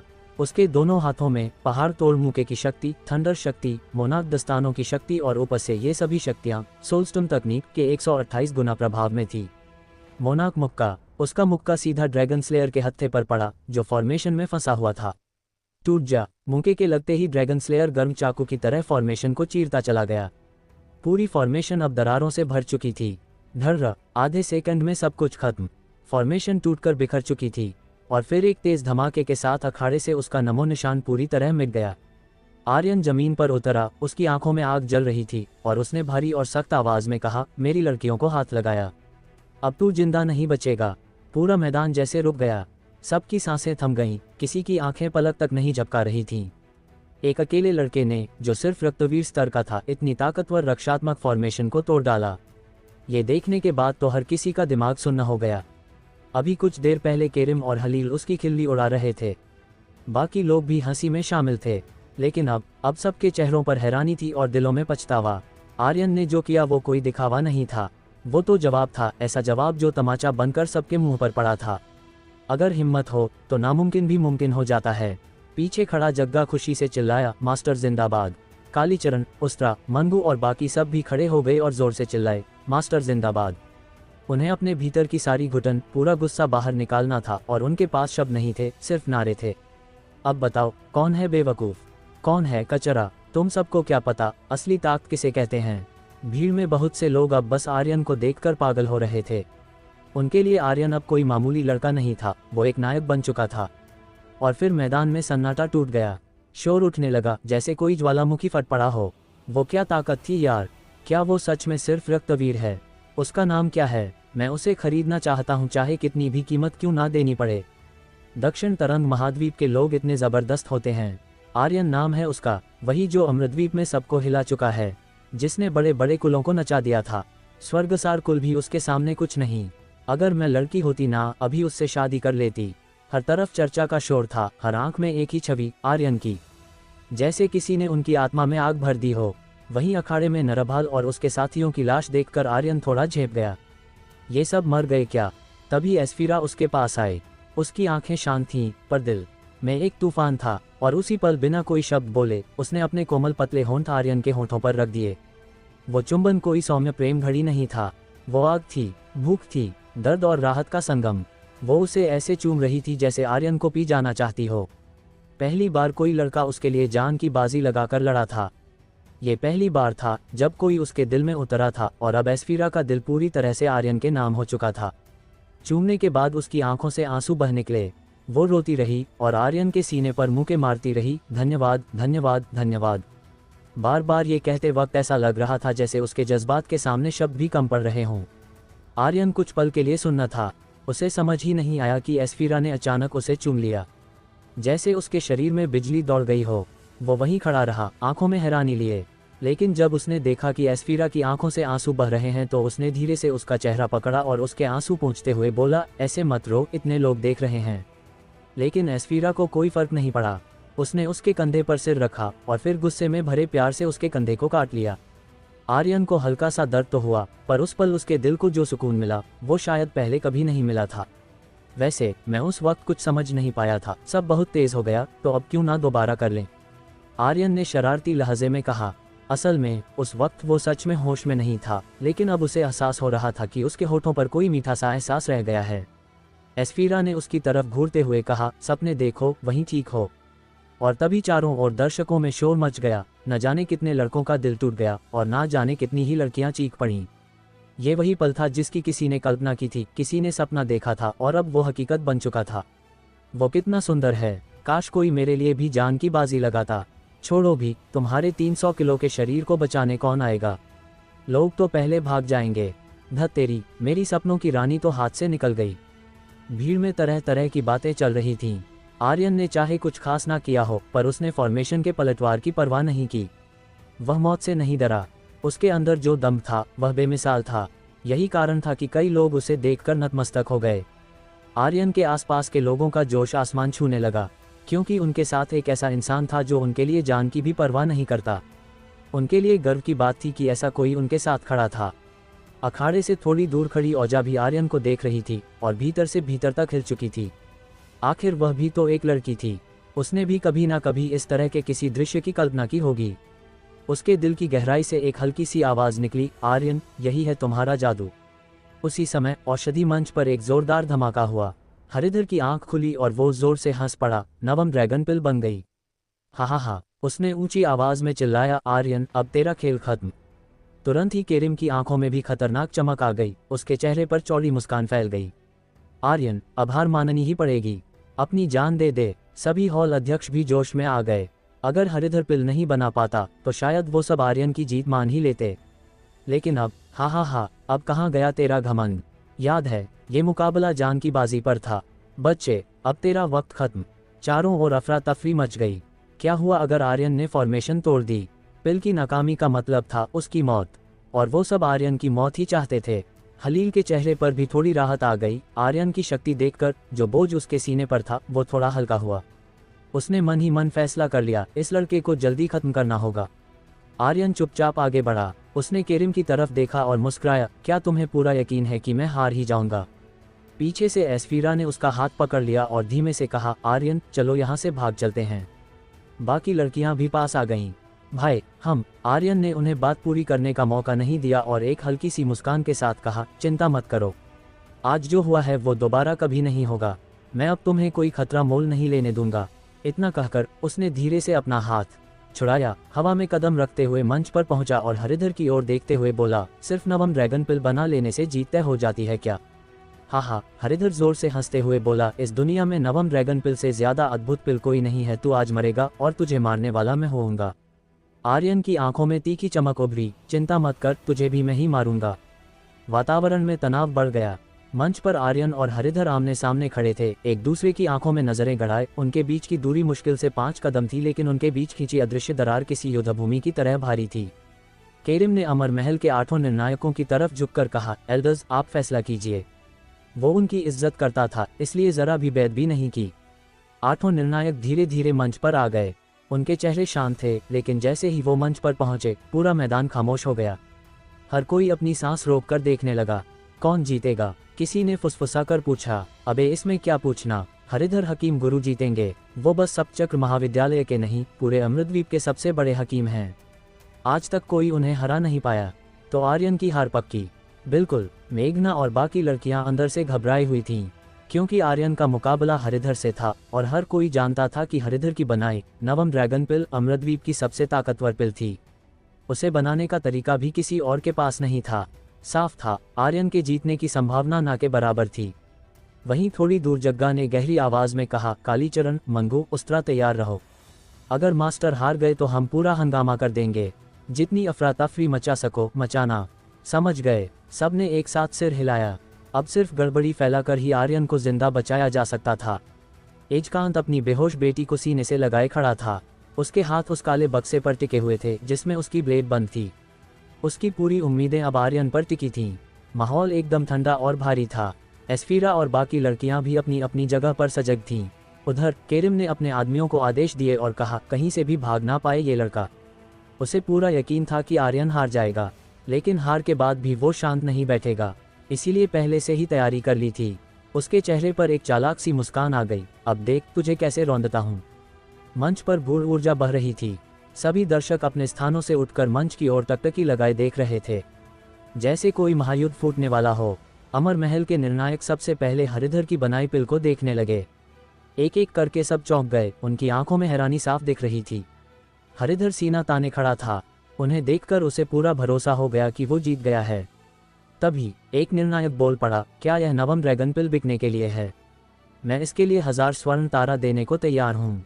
बस इतना सुनते ही पूरा मैदान गूंज उठा। 1000 स्वर्ण तारा, ये तो धरती मनियों के पहाड़ जितने होते हैं। ओफो, जब अमर महल के लोग ही इसे खरीदना चाहते हैं तो सोचो कितनी जबरदस्त चीज होगी। अब तो आर्यन की हार तय है, अब ये लड़का जरूर मरेगा। कई लोग आर्यन की बेइज्जती देखने के लिए ही इंतजार कर रहे थे। उन्हें उसका घमंडी रवैया रास नहीं आया था। हरिधर ने शांत होकर कहा, धन्यवाद एल्डर, लेकिन ये पिल तो स्वर्गसार कुल के कुलपति हलील ने दी गई सामग्रियों से बनी है, इसलिए इसकी बिक्री का फैसला मैं नहीं ले सकता। हलील तुरंत खड़ा हुआ और बोला, अगर एल्डर को चाहिए तो ये पिल उनके लिए है, बिना किसी कीमत के। निर्णायक ने हंसते हुए सिर हिलाया, धन्यवाद हलील जी। फिर उसने सबके सामने ऐलान कर दिया, अब मुकाबले की जरूरत नहीं। हरिधर को विजेता घोषित किया जाता है। इस पिल का कोई मुकाबला नहीं कर सकता। लड़के, तू हार चुका है, अपनी हार मान ले। उसने ये बात आर्यन की बनाई पिल देखे बिना ही कह दी। ये पक्षपात नहीं था, बल्कि नवम ड्रैगन पिल का दर्जा ही इतना ऊंचा था। हरिधर ने आर्यन से हंसते हुए कहा, लड़के, अब तेरा समय खत्म हो चुका है। और तभी आर्यन की ठंडी हंसी गूंज उठी। सब कहते हैं कि अमर महल के एल्डर बहुत महान होते हैं, उसने ताना मारते हुए कहा, पर आज देखने के बाद कहना पड़ेगा सच में बड़े महान हैं। मेरी पिल देखे बिना ही फैसला सुना दिया। वाह, क्या नज़र है तुम सबकी। उसकी आंखें आग जैसी जल रही थीं। उसने थूक फेंकते हुए कहा, अमर महल, नाम सुन सुन के कान पक गए हैं। सोचा था बड़े लोग होंगे, लेकिन असल में तो तुम सब अंदर से सड़ चुके हो। फिर उसने सीधा सब मास्टरों की तरफ उंगली उठाई। तुम सब दिखावे के सामान हो, बस बाहर से चमक रहे हो, अंदर से खोखले हो। आर्यन का मूड पहले ही खराब था। उसके लिए अब ये बात मायने नहीं रखती थी कि कोई उसके साथ न्याय कर रहा है या नहीं। उसे सिर्फ ये गुस्सा था कि बिना कुछ देखे ही उसे नाकाम समझ लिया गया था। एक एल्डर गुस्से से चिल्लाया, नालायक, तूने अमर महल का अपमान किया है। लगता है तुझे जिंदगी प्यारी नहीं है। आर्यन ने दांत पीसते हुए जवाब दिया, अगर तेरी माँ सामने होती ना तो उसे भी नहीं छोड़ता। मौत, मैं तो रोज उससे हाथ मिलाता हूँ। तुम सब घमंडी हो, अंधे हो और सोच में बिल्कुल छोटे। उस एल्डर की ऊर्जा भड़क उठी और वो सीधा आर्यन पर झपटी। आर्यन ने मन ही मन पुकारा, क्रिम्सन ड्रैगन। एक शांत सी आवाज आई, समझ गया। एक झटके में वो ऊर्जा रोक दी गई। आर्यन ने जोर से कहा, कहाँ गलत कहा मैंने? बिना देखे ही कह दिया मैं हार गया। अब सुनना नहीं चाह रहे क्योंकि सच कड़वा लग रहा है तो खा जाओ मुझे। वो एल्डर अब और सहन नहीं कर पाया। उसका चेहरा गुस्से से लाल हो गया। मगर तभी एक और एल्डर ने उसका हाथ पकड़ लिया और धीरे से मुस्कुराया, हमने तुम्हारी पिल की जांच नहीं की क्योंकि ऐसी कोई पिल हो ही नहीं सकती जो नवम ड्रैगन पिल से आगे निकले। बस करो। आर्यन ने उसकी बात बीच में ही काट दी। तुम सोचते होगे वैसा, लेकिन मैं नहीं। तो तुम्हारा अमर महल भी उतना महान नहीं। तुम सब जाहिल लगते हो मुझे। उसकी नज़र सीधे उस एल्डर की आंखों में थी, जैसे आंखों से ही जला देगा उसे। मंच पर माहौल अब और गर्म हो गया था। ये अब सीधा सीधा झगड़ा था। अमर महल के एल्डर्स से इस तरह बात करना किसी बगावत से कम नहीं था। लेकिन आर्यन वैसा ही था, जो जितना ऊंचा होता वो उतनी ही ज्यादा धज्जियां उड़ाता। अब आठों एल्डर्स के चेहरों पर गुस्सा साफ दिखने लगा था। हरिधर चीखा, कमीने, तू अमर महल के एल्डर्स से ऐसे बात करेगा? आर्यन ने उंगली उठाकर उसे चुप करा दिया। चुप हो जा, अभी तेरा वक्त नहीं आया। पहले इन सब से निपट लूं, फिर तुझे भी देख लूंगा। इतने में एक एल्डर सामने आया। उसके चेहरे पर तिरस्कार था। बोला, ठीक है, अब देखता हूं तेरी पिल में है क्या। उसने मेज पर रखी आर्यन की बनाई छोटी सी काली पिल को देखा। वो देखने में बिल्कुल सामान्य लग रही थी और उससे कोई खास ऊर्जा भी नहीं निकल रही थी। एल्डर ने अपनी थोड़ी सी ऊर्जा भेजी और अचानक उसका पूरा शरीर सख्त हो गया। चेहरा जड़, आंखें खुली की खुली, कुछ बोल ही नहीं पाया। एल्डर भंवर, क्या हुआ? दूसरे एल्डर ने पूछा और खुद पिल के पास आया। जैसे ही उसने पिल को छुआ, उसके हाथ कांपने लगे और उसका चेहरा सफ़ेद हो गया। वह भी कुछ नहीं बोल सका। तीसरा एल्डर हंसते हुए आया, क्या मजाक है ये? बच्चों की गोली रख दी। लेकिन उसकी बात पूरी भी नहीं हुई थी कि उसकी पुतलियां सिकुड़ गईं। चेहरा डर से भर गया और मुंह सिल गया। बाकी 5 एल्डर भी पिल को देखने आए। जैसे ही उन्होंने ध्यान से पिल को देखा या छुआ, वही हाल उनका भी हुआ। चेहरे डर से सूख गए, कोई कुछ नहीं बोल पाया। अब अमर महल के सभी 8 एल्डर्स, जो निर्णायक भी थे, बस उस पिल को मंत्रमुग्ध होकर देखते रह गए, जैसे किसी जादू में फंस गए हों, जैसे वक्त थम गया हो। आर्यन ने कंधे पर ड्रैगन स्लेयर रखा और चेहरे पर एक क्रूर सी मुस्कान के साथ धीरे धीरे हरिधर की तरफ बढ़ा। उसने कहा, मैंने पहले ही कहा था ना, तुझे मैं ही मारूंगा। हरिधर हंसते हुए बोला, बात तो ऐसे कर रहा है जैसे जीत गया हो। असली विजेता मैं हूँ। ऐसी कोई पिल बनी ही नहीं जो मेरी नवम ड्रैगन पिल से ज्यादा ताकतवर हो। कोई बना भी नहीं सकता। हालांकि अमर महल के सभी एल्डर चुप थे, पर हरिधर को पूरा भरोसा था कि जीत उसी की होगी। उसे पता था कि स्वर्गसार कुल ने पहले ही एल्डर्स को नवम ड्रैगन पिल देकर रिश्वत दी थी, यानी हार की कोई गुंजाइश ही नहीं थी उसके लिए। उसके हिसाब से ये लड़ाई वो पहले ही जीत चुका था। आर्यन ने हल्की सी मुस्कान के साथ जवाब दिया, तू सही कह रहा है, कोई नहीं बना सकता, लेकिन मैं वो कोई नहीं हूँ। मैं खुद गॉड हूँ। इतना कहकर आर्यन ने ऊंची आवाज में कहा, परिणाम घोषित करो। एल्डर्स एक झटके में जैसे नींद से जागे, एक दूसरे की ओर देखा। उनके चेहरों पर अजीब सी चमक थी। ऐसा लग रहा था जैसे आर्यन की पिल ने उनके अंदर कुछ गहरा छू लिया हो। वो पिल मानो कोई आम चीज नहीं थी, उसमें कोई अद्वितीय शक्ति थी। ऐसा लग रहा था जैसे वो इस दुनिया की बनी ही ना हो। एक एल्डर कांपती आवाज में बोला, आर्यन ये पिल तूने बनाई कैसे? इसका नाम क्या है? इसमें ऐसा क्या है इतनी छोटी सी पिल पर महसूस हो रहा है जैसे इसके अंदर पूरा ब्रह्मांड बसा हो। बाकी एल्डर्स की भी यही हालत थी। आर्यन ने ठंडी नज़रों से उन्हें देखा और बोला, सब बताऊंगा, लेकिन पहले नतीजा सुनाओ। उसके लहजे में गुस्सा और जल्दबाजी दोनों थे। वो हरिधर को ज़्यादा देर जिंदा नहीं छोड़ना चाहता था, क्योंकि हरिधर सिर्फ उसका दुश्मन नहीं था, वो एक किंग था और किंग को यूं ही नहीं छोड़ा जाता। आर्यन मन ही मन बड़बड़ाया, देखते हैं इस किंग से क्या क्या मिलता है। पूरा मैदान चुप हो गया। सबकी नज़रें एल्डर्स पर टिक गईं। हलील खड़ा हो गया, केरिम का चेहरा गंभीर था, सबकी सांसें थमी हुई थीं। अब हार और जीत का फैसला सीधे जिंदगी और मौत का फैसला बन गया था। एल्डर्स ने आपस में धीरे से बात की, फिर उनमें से एक ने हलील की तरफ देखा और बोला, हरिधर। सिर्फ नाम सुनते ही हरिधर हंस पड़ा। हाँ, देखा आर्यन, जीत मेरी हुई, अब तू मरने की तैयारी कर। लेकिन तभी उस एल्डर ने आगे कहा, पराजित। हरिधर हार चुका है, इस मुकाबले का असली विजेता है आर्यन। पूरा मैदान में जैसे हुंकार सी उठी। हरिधर का चेहरा तमतमा गया, उसकी हंसी वहीं रुक गई। ऐसा लग रहा था जैसे किसी ने उसे जोर से तमाचा मार दिया हो। वो चिल्लाया, झूठ है, ये हो ही नहीं सकता। मेरी नवम ड्रैगन पिल सबसे ऊपर है। तुम सब ने साजिश की है, तुम सब झूठे हो। उसकी आवाज़ कांप रही थी। तभी आर्यन के कंधे पर रखा ड्रैगन स्लेयर हिलने लगा और उसके अंदर से डॉग ड्रैगन की आत्मा गरजी। आर्यन की आंखों में आग जल उठी। वो जोर से चिल्लाया, डॉग ड्रैगन गॉड स्लैश। उसने ब्लेड उठाई और बिजली की तरह हरिधर के सिर की तरफ वार किया। मर कमीने। भले ही शक्तियों की तुलना में हरिधर आर्यन से कमजोर था, पर वो एक हॉल अध्यक्ष था, कोई भी एरा गेरा उस पर हमला नहीं कर सकता था। उसका दर्जा और रुतबा ऐसा था कि कोई छात्र तो छोड़ो, खुद ग्रीफिन हॉल का अध्यक्ष केरिम भी शायद उसे चुनौती देने से पहले 100 बार सोचता। लेकिन यही हरिधर की सबसे बड़ी गलती थी। जैसे ही उसने आर्यन की वो काली ब्लेड घूमती देखी, उसके चेहरे का रंग उड़ गया, आंखों में डर था। वो चीख पड़ा, बचाओ, हलील, केरिम, कोई मुझे बचाओ। केरिम की गरजती आवाज आए, आर्यन, तूने इतनी हिम्मत कैसे की? हवा कांप उठी। मंच की तरफ एक भारी आभा दौड़ पड़ी। ग्रीफिन हॉल के सारे शिष्य खड़े हो गए। आर्यन की ब्लेड हवा में लहराई तो वो सब एक साथ चिल्लाए, रुक जा, पागल हो गया है क्या? हलील भी चिल्लाया, बस कर। आर्यन हंस पड़ा, बस, तेरी माँ का बस। जो शर्त लगाता है उसे हार भी माननी चाहिए। अब अंजाम भुगतो। और जैसे ही उसने कहा, उसकी काली ब्लेड से निकली हुई वो भयानक ऊर्जा हरिधर की गर्दन पर पड़ी। एक ही बार सिर अलग हो गया, खून की धारें फव्वारे की तरह उठीं। एक भयानक चीख पूरे मैदान में गूंज गई।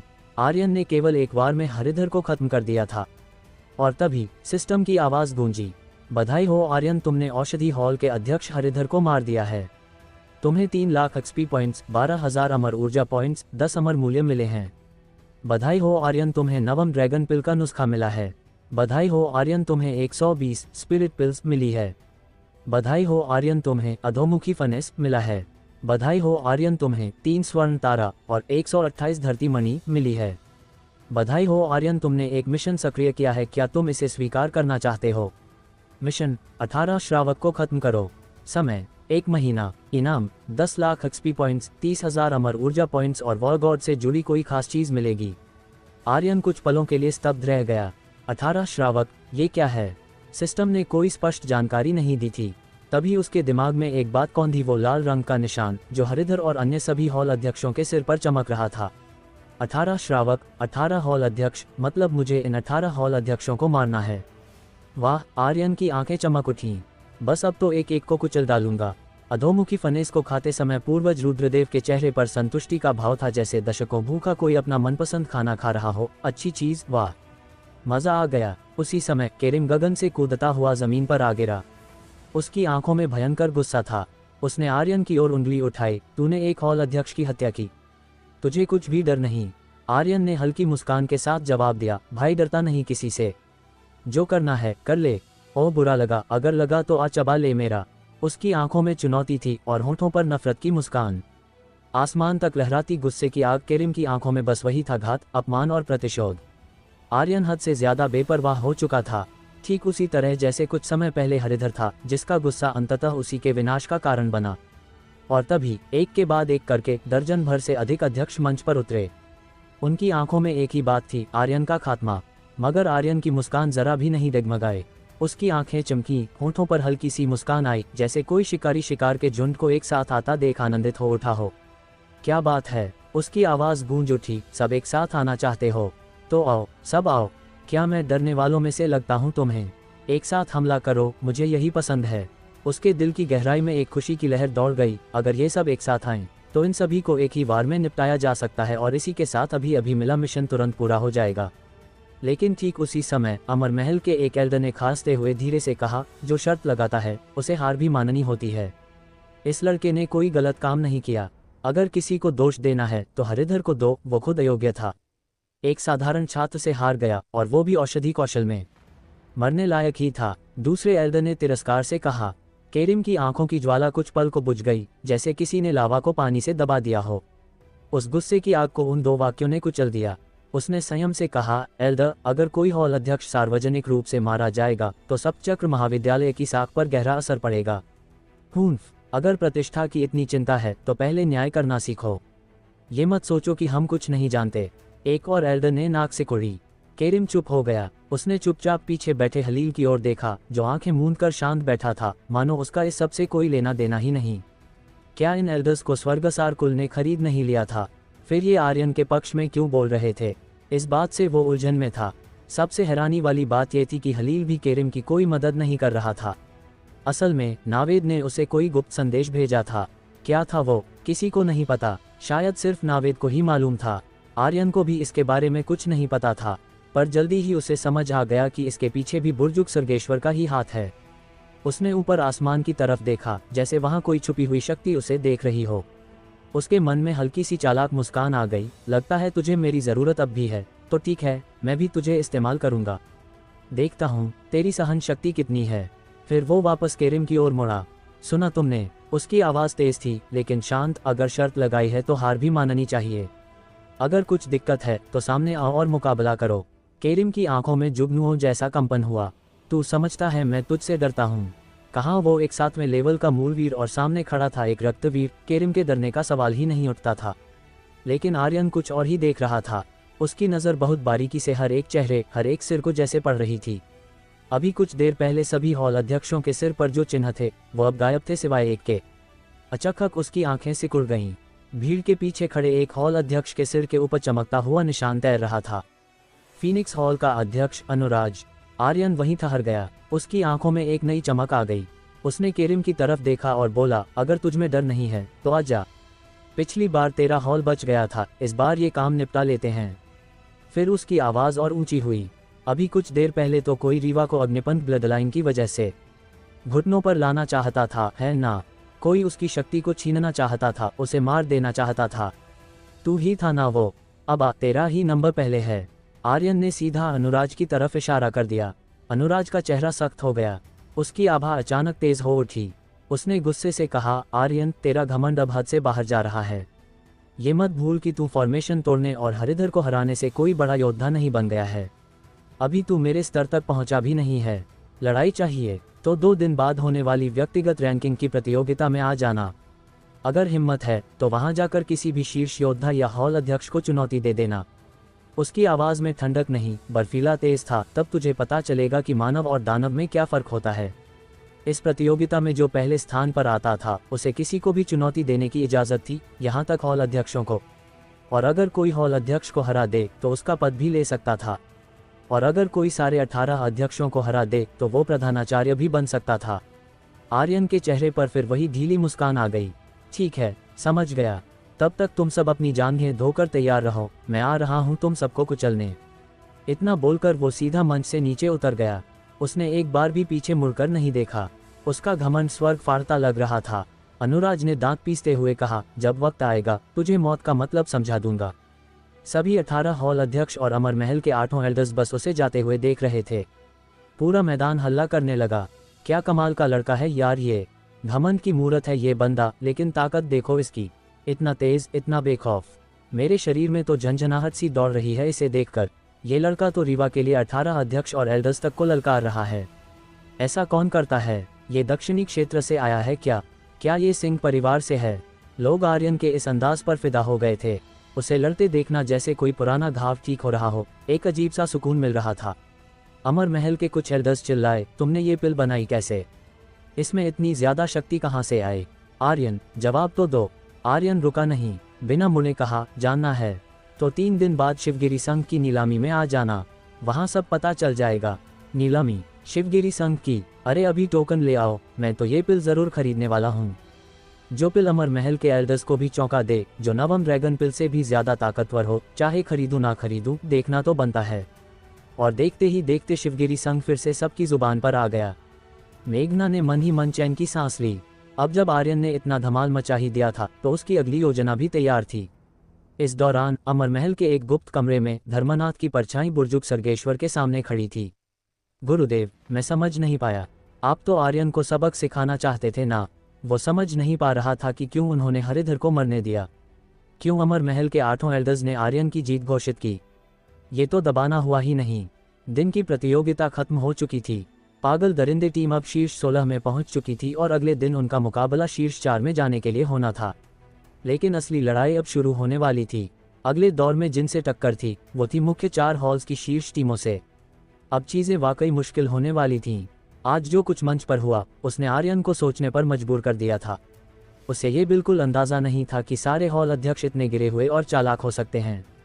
अब वो कोई गलती नहीं कर सकता था, मगर गौरांग और बाकी साथी अभी भी चोटों से उबर रहे थे। एस्फीरा और कुछ गिने चुने लोगों को छोड़कर उसके पास ज्यादा योद्धा भी नहीं थे। आर्यन जैसे ही अपने कमरे में पहुंचा और बैठने ही वाला था कि तभी एक आदेश थमा दिया गया। आर्यन, कल की पिल रिफाइनिंग प्रतियोगिता अपने तय समय पर ही होगी और अनुपस्थित रहने पर तुम्हें बाहर कर दिया जाएगा। ये सुनते ही हैदर भड़क गया। क्या आर्यन ने तो उस हरिधर को हरा दिया था ना? क्या उससे भी बेहतर कोई हकीम यहाँ बचा है?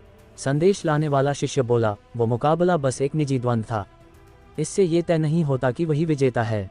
मैं सिर्फ संदेश देने आया हूँ। अगर कोई भी सवाल है तो हॉल अध्यक्ष केरिम से पूछिए। इतना कहकर वो शिष्य वापस चला गया। हैदर गुस्से से बोला, ये तो बिल्कुल अन्याय है।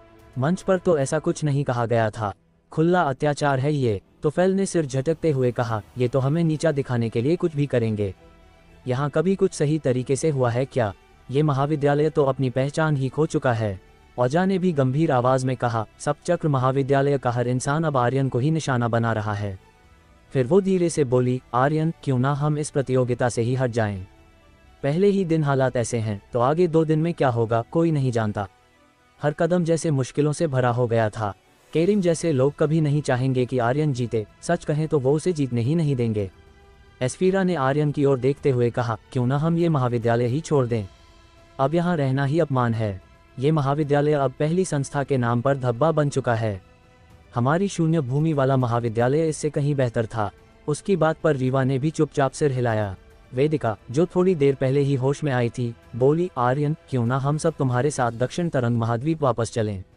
तिम्रा तो ये सुनते ही उछल पड़ी, हाँ बिल्कुल, दक्षिण तरंग महाद्वीप चलो ना, वहाँ तो मजा आएगा। सही कहा, अब और बेइज्जती नहीं सहनी, चलो वापस चलें। रीवा ने जोड़ा। सब यही जानना चाह रहे थे कि आर्यन का वो दक्षिण तरंग महाद्वीप कैसा है, वहाँ का सिंह परिवार कैसा दिखता है। दक्षिण तरंग महाद्वीप, आर्यन ने जैसे ही ये दोहराया उसकी आंखें थोड़ी सी गहरा गईं। उसने कहा, मुझे वहाँ लौटना है, लेकिन अभी नहीं। वो जगह आज भी बाकी दुनिया की नज़र में बेकार समझी जाती है, वहाँ कुछ भी नहीं बदला। और लोगों की सोच को बदलने का एक ही रास्ता है, आर्यन को हर मोर्चे पर जीत हासिल करनी होगी। सबसे पहले उसे सभी 18 हॉल्स को झुकाना होगा और अपनी ताकत से ये साबित करना होगा कि वो अकेला भी काफ़ी है। और भी बहुत कुछ अधूरा था। 18 श्रावक मिशन अब भी अधूरा था। औजा ने अभी तक उसकी अधीनता स्वीकार नहीं की थी। अगला वॉर गॉड भी सामने नहीं आया था और उसके पिता, उनके बारे में तो कोई खबर तक नहीं थी। जब पिता का नाम ही धुंध में छिपा हो तो दादाजी से मिलने का क्या मतलब? उसे पहले सब कुछ समझना होगा। हाँ, वो वापस जाना चाहता था, हर पल हर दिन, लेकिन एक असली मर्द तब तक पीछे नहीं हटता जब तक उसके कंधों पर उसका काम अधूरा हो। एस्फीरा ने उसकी ओर देखते हुए कहा, आगे के मुकाबलों में वो हर मोड़ पर तुम्हारे खिलाफ चाले चलेंगे। मुझे सच में चिंता हो रही है कि। बाकी सबने भी आर्यन की तरफ देखा। आर्यन हल्का सा मुस्कुराया और बोला, जितना ज्यादा वो मुझे रोकने की कोशिश करेंगे मैं उतना ही मजबूत बनूंगा, और जब वो मुझे छू भी नहीं पाएंगे तब पागल हो जाएंगे। चिंता मत करो, मैं हर वार झेलूंगा और डट कर खड़ा रहूंगा। वो कभी हार नहीं मानता, कभी झुकना उसके खून में नहीं था। उसके शब्दकोश में हार मानना या पीठ दिखाना जैसे शब्द ही नहीं थे। औजा, आर्यन ने उसकी तरफ देखा और कहा, तुमसे एक जरूरी काम है। शिवगिरी वासिका जाओ और मेघना से कहो कि तैयारी शुरू कर दे, और यह खबर फैला दे कि मूनशेडो स्वॉर्ड के टुकड़े नीलामी में दिखाई देंगे। फिर उसने एक शीशी और एक कागज का टुकड़ा निकाला। ये जीवांचल पिल और उसका नुस्खा है। इसे अर्कराज कुल के एल्डर्स को दे देना ताकि वो इसे समझ सकें, और अगले 2 दिन में जितनी भी इस पिल की जड़ी बूटियां मिले खरीद लेंगे। जितनी ज़्यादा हो उतना अच्छा। और हाँ, आर्यन की आवाज़ में गहरी रणनीति साफ झलक रही थी। नीलामी की जगह बहुत बड़ी नहीं होनी चाहिए, बस 100 लोगों के बैठने की जगह रखो। ये लालच पैदा करने की चाल है। हर कुर्सी की कीमत तय करो, 100 स्वर्ण तारा। औजा ने सिर हिलाया, ठीक है, मैं अभी निकलती हूँ। इतना कहकर वो फुर्ती से वहाँ से निकल गई। कुछ देर बाद आर्यन ने अपनी स्पेस रिंग से कुछ दूसरे स्तर के राक्षसी क्रिस्टल निकाले। ये क्रिस्टल थोड़े समय के लिए तुम्हारी शक्तियाँ बढ़ा देंगे, इनकी कीमत की चिंता मत करना, मेरे पास काफ़ी हैं। उसने सब साथियों में वो क्रिस्टल बांट दिए। अगला दिन एक बहुत बड़ा निर्णायक दिन था, और आर्यन अब तक पूरी तैयारी नहीं कर पाया था, इसलिए उसने तय किया कि उसके साथी कम से कम पूरी ताकत में हों। अब तुम लोग ट्रेनिंग करो, आर्यन ने कहा और फिर रुद्रसेन के आंगन की तरफ चल पड़ा। पहले दिन की लड़ाई से पागल दरिंदे टीम थक चुकी थी और अब आर्यन नहीं चाहता था कि लड़कियां कोई और मुश्किल उठाए। वो बस चाहता था कि गौरांग और बाकी लोग जल्दी से ठीक हो जाएं। स्वर्गसार कुल का महल, ग्रीफिन, फीनिक्स, टाइगर और सरपेंट हॉल के अध्यक्ष वहां मौजूद थे। उनके चेहरों पर गुस्सा साफ दिख रहा था। सच कहें तो उन्हें हरिधर की मौत का कोई दुख नहीं था, पर जिस बात पर पहले सहमति बनी थी अब उसका इस्तेमाल सिर्फ चालों के लिए किया जा रहा था। केरिम ने कहा, खलील जी, आज जो कुछ हुआ हमें उसका जवाब चाहिए। अभी हरिधर मारा गया है, कल को कोई और भी मारा जा सकता है, शायद हम में से कोई। उन्हें अच्छे से पता था कि स्वर्गसार कुल कितना ताकतवर है, ये भी कि अमर महल के 8 निर्णायक पहले से ही उनकी मुट्ठी में थे। लेकिन ऐसे नाजुक वक्त पर हरिधर को इस तरह धोखा क्यों दिया गया? खलील मुस्कुराया, आप लोग घबराए मत, हरिधर की मौत बस एक इत्तेफाक थी। मैंने कुछ नहीं किया क्योंकि मुझे उस वक्त कोई सूचना मिली थी। अनुराज ने सीधा पूछा, कैसी सूचना? खलील की मुस्कान और गहरी हो गई, माफ़ कीजिए, वो मैं नहीं बता सकता, लेकिन इतना भरोसा दिला सकता हूं कि आर्यन कल की व्यक्तिगत प्रतियोगिता में ज़रूर मरेगा। कल उसे ही निशाना बनाना, उसकी शक्ति, उसकी ऊर्जा, सबको खत्म कर दो, और अगर उसके कुछ साथियों को मार सको तो और अच्छा, और अगर ना भी मरे तब भी कोई बात नहीं। व्यक्तिगत द्वंद्व में वो ज़रूर हारेगा, और हारेगा मतलब मरेगा। चारों हॉल अध्यक्ष कुछ नहीं समझ पाए, पर खलील के चेहरे पर जो आत्मविश्वास था उसने उनके मन में फिर से उम्मीद जगा दी। आधे घंटा बाद जब सभी हॉल अध्यक्ष वहां से निकल चुके थे तो स्वर्गसार कुल का एक बुजुर्ग अंदर आया। कुलपति जी, शिवगिरी संघ वाकई नीलामी की तैयारी कर रहा है, और यह जानकारी मिली है कि उनके पास मूनशेडो स्वॉर्ड के टुकड़े भी है। साथ ही आज सप्तचक्र महाविद्यालय में आर्यन ने जो नई पिल बनाई थी वो भी उसी नीलामी में दिखाई जाएगी। क्या हमें भी कुछ तैयारी करनी चाहिए? खलील की नज़रों में आर्यन ही असली सिरा था, वही केंद्र बिंदु था। उसे मिटा दो और बाकी सब अपने आप बिखर जाएगा। शिवगिरी संघ, पागल दरिंदे टीम, उसका दक्षिण तरंग महाद्वीप, इन सब पर वार करने की जरूरत ही नहीं थी, सिर्फ आर्यन को ही मारना था बस। इसी वजह से खलील ने ना तो मेघना की फिक्र की और ना ही शिवगिरी संघ की। उसका पूरा ध्यान केवल आर्यन को खत्म करने में था। उसे पूरा यकीन था कि 2 दिन बाद जो व्यक्तिगत मुकाबला होने वाला है उसमें आर्यन अखाड़े में मारा जाएगा, स्वर्गसार कुल के किसी ना किसी योद्धा के हाथों। हा आर्यन, अब देख क्या होता है। खलील की हंसी उसके अंदर के घमंड और क्रूर सोच की गूंज थी। इधर दूसरी तरफ रुद्रसेन की टूटी फूटी कुटिया अब भी मलबे में तब्दील थी, लेकिन उस मलबे के नीचे एक गुप्त कक्ष छिपा था। भार अचानक वहां एक भयंकर कंपन और धमाके के साथ भीतर से टकराती शक्तियों की गूंज उठी। एक रक्षक शक्ति, मानो दिव्यता की चमक, चारों ओर फैल गई। उसी के बीच गौरांग खड़ा था। उसकी बाहों में झंझनाहट थी, लेकिन उसका शरीर एकदम शांत, मजबूत और अडोल खड़ा रहा। रुद्रसेन ने हल्के से सिर हिलाया, अब तुम बाहर जा सकते हो। गौरांग ने एक लंबी सांस ली और हंसते हुए बोला, शुक्रिया गुरुजी, अब लग रहा है जैसे जिंदा हूं, वरना लगा था ट्रेनिंग में ही दम निकल जाएगा। गौरांग का रास्ता ही रक्षक बनना था, इसीलिए उसकी चोटें सबसे जल्दी ठीक हुईं, और चारों में वही सबसे पहले तैयार हुआ। उसने पीछे रायगर की तरफ देखा और मुस्कुरा कर बोला, भाई तुझे मेरी तरफ से शुभकामनाएं। कोशिश करना कल तक तू भी बाहर आ जाए। हा। रायगर ने नाक से कुड़ी, भटका हुआ प्राणी। अव्यान धीरे से बोला, अब भी इंसान है क्या तू? हिमेश ने जलन से कहा, गुरुदेव थोड़ा हम पर भी दया कीजिए, बस थोड़ा सा बाकी है अब। रुद्रसेन ने सीधा जवाब दिया, कोई छूट नहीं मिलेगी, तीनों ध्यान में लग जाओ। चुपचाप। ऊपर की तरफ यशवंत, जो काले कपड़े पहने था, आर्यन के सामने खड़ा था। यंग मास्टर, आज आपने जो किया वो थोड़ा ज्यादा हो गया, उसने धीरे से कहा। कल की प्रतियोगिता में बहुत सावधान रहिएगा, खासकर अमर महल के लोगों से, वो बहुत चालाक और खतरनाक हैं। आर्यन कुछ देर चुप रहा, फिर अचानक पूछा, क्या मेरे पिता को बुर्जुग सर्गेश्वर ने धोखा दिया था? क्या आप जानते हैं वो अब कहाँ हैं? उसे चंद्रनेत्र ने बताया था कि सिंह वंश और अमर महल के बीच खूनी दुश्मनी है और चंद्रनेत्र ऐसा मजाक क्यों करता। वैसे तो अमर महल का दक्षिणी क्षेत्र से कोई मतलब नहीं था, फिर भी इतना बड़ा झगड़ा क्यों? शायद ये सब उसके पिताजी की वजह से ही था। और अगर बुर्जुक सर्गेश्वर जैसे उसे ड्रैगन क्षेत्र खोजने के लिए इस्तेमाल कर रहा था तो क्या उसके पिता के साथ भी ऐसा ही हुआ था? यशवंत थोड़ा गंभीर हो गया। कई बातें मुझे भी नहीं पता, लेकिन हाँ ये सच है कि सिंह वंश और अमर महल के बीच पुरानी खूनी दुश्मनी है। और जहाँ तक तुम्हारे पिताजी की बात है, हमें नहीं पता कि वो अब कहाँ हैं। यही सच था, उसे नहीं पता था कि आलोक सिंह अब कहाँ हैं। उसी समय रुद्रसेन बाहर आए और गौरांग भी उनके पीछे पीछे था। गौरांग ने आर्यन को देखा और खुशी से चिल्लाया, भाई।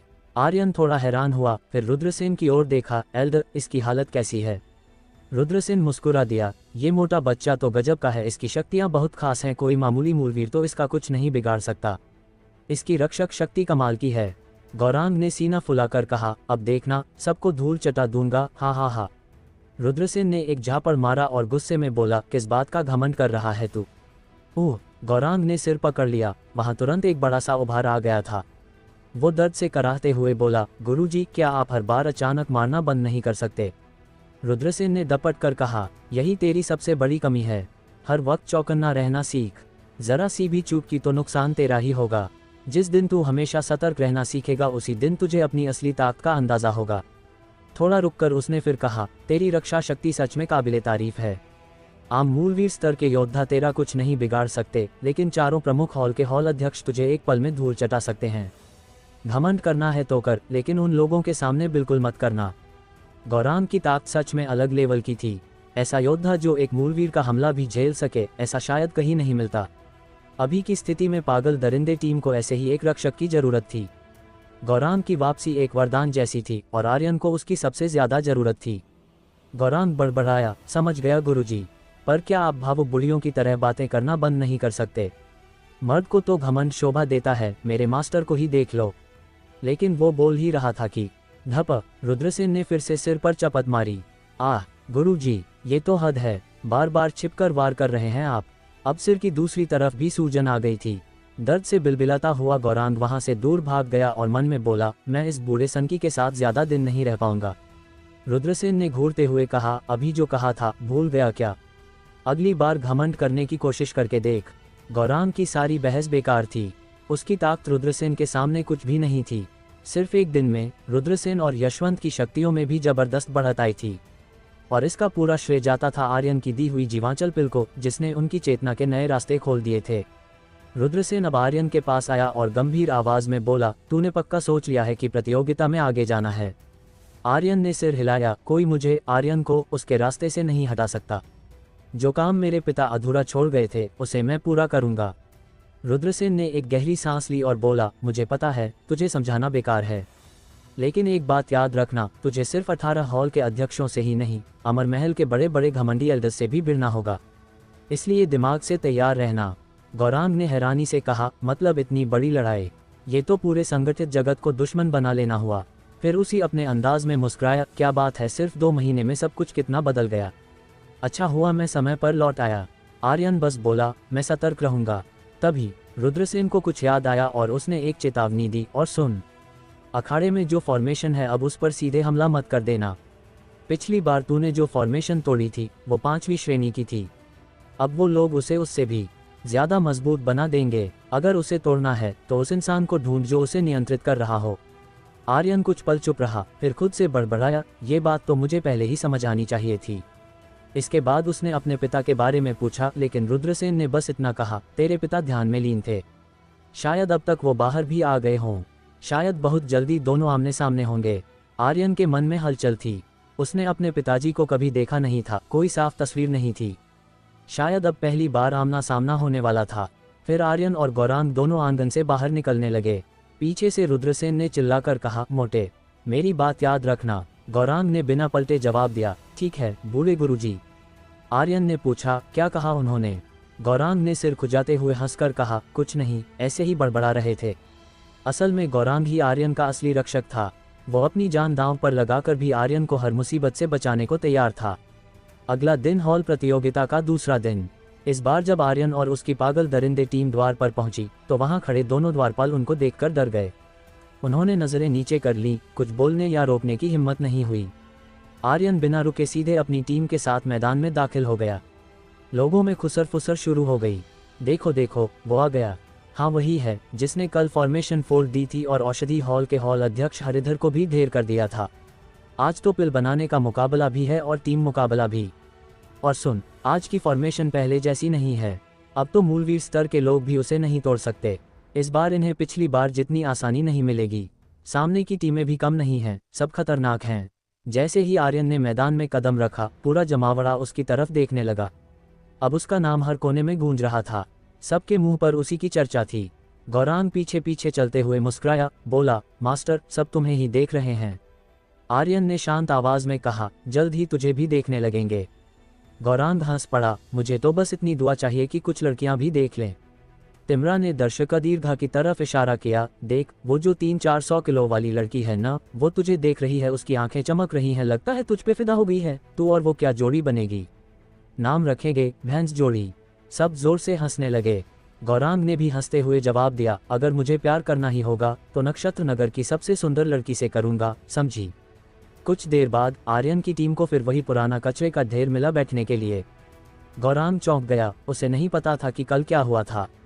उसने कचरे के ढेर की ओर देखकर कहा, मास्टर, क्या हम सच में यहीं बैठने वाले हैं? हाँ, आर्यन ने सीधा जवाब दिया। ये तो हद है। गौरांग भड़क गया। आर्यन ने उसकी ओर देखा और पूछा, बहुत गुस्सा आया?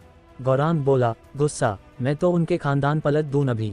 आर्यन हल्के से मुस्कुराया, तो फिर इस गुस्से को अखाड़े में दिखाना, ये वही काम आएगा। गौरांग को जब कोई भड़काता था तो वो आग बबूला हो जाता था, और यही गुस्सा आर्यन को अभी चाहिए था। इसके बाद आर्यन ने सबको उनकी जिम्मेदारियां समझाईं। एस्फीरा, तुम टीम की लीडर रहोगी और सामने से हमला करोगी। गौरांग, तू रक्षक है, सारे वार तुझे झेलने हैं। शहनाज दीदी, तुम सब पर नजर रखोगी और जरूरत पड़े तो बीच में आओगी। तिमरा, तू वेदिका की सुरक्षा करेगी। और वेदिका, तू दूर से हमला करेगी। ज्यादा सोचने की जरूरत नहीं है, जो कहा है वही करना। और ध्यान दो, आज मुकाबला बाहर निकालने वाला नहीं है, बल्कि अंक मिलेंगे। बस इतना करना है कि शीर्ष 4 में जगह बना लो।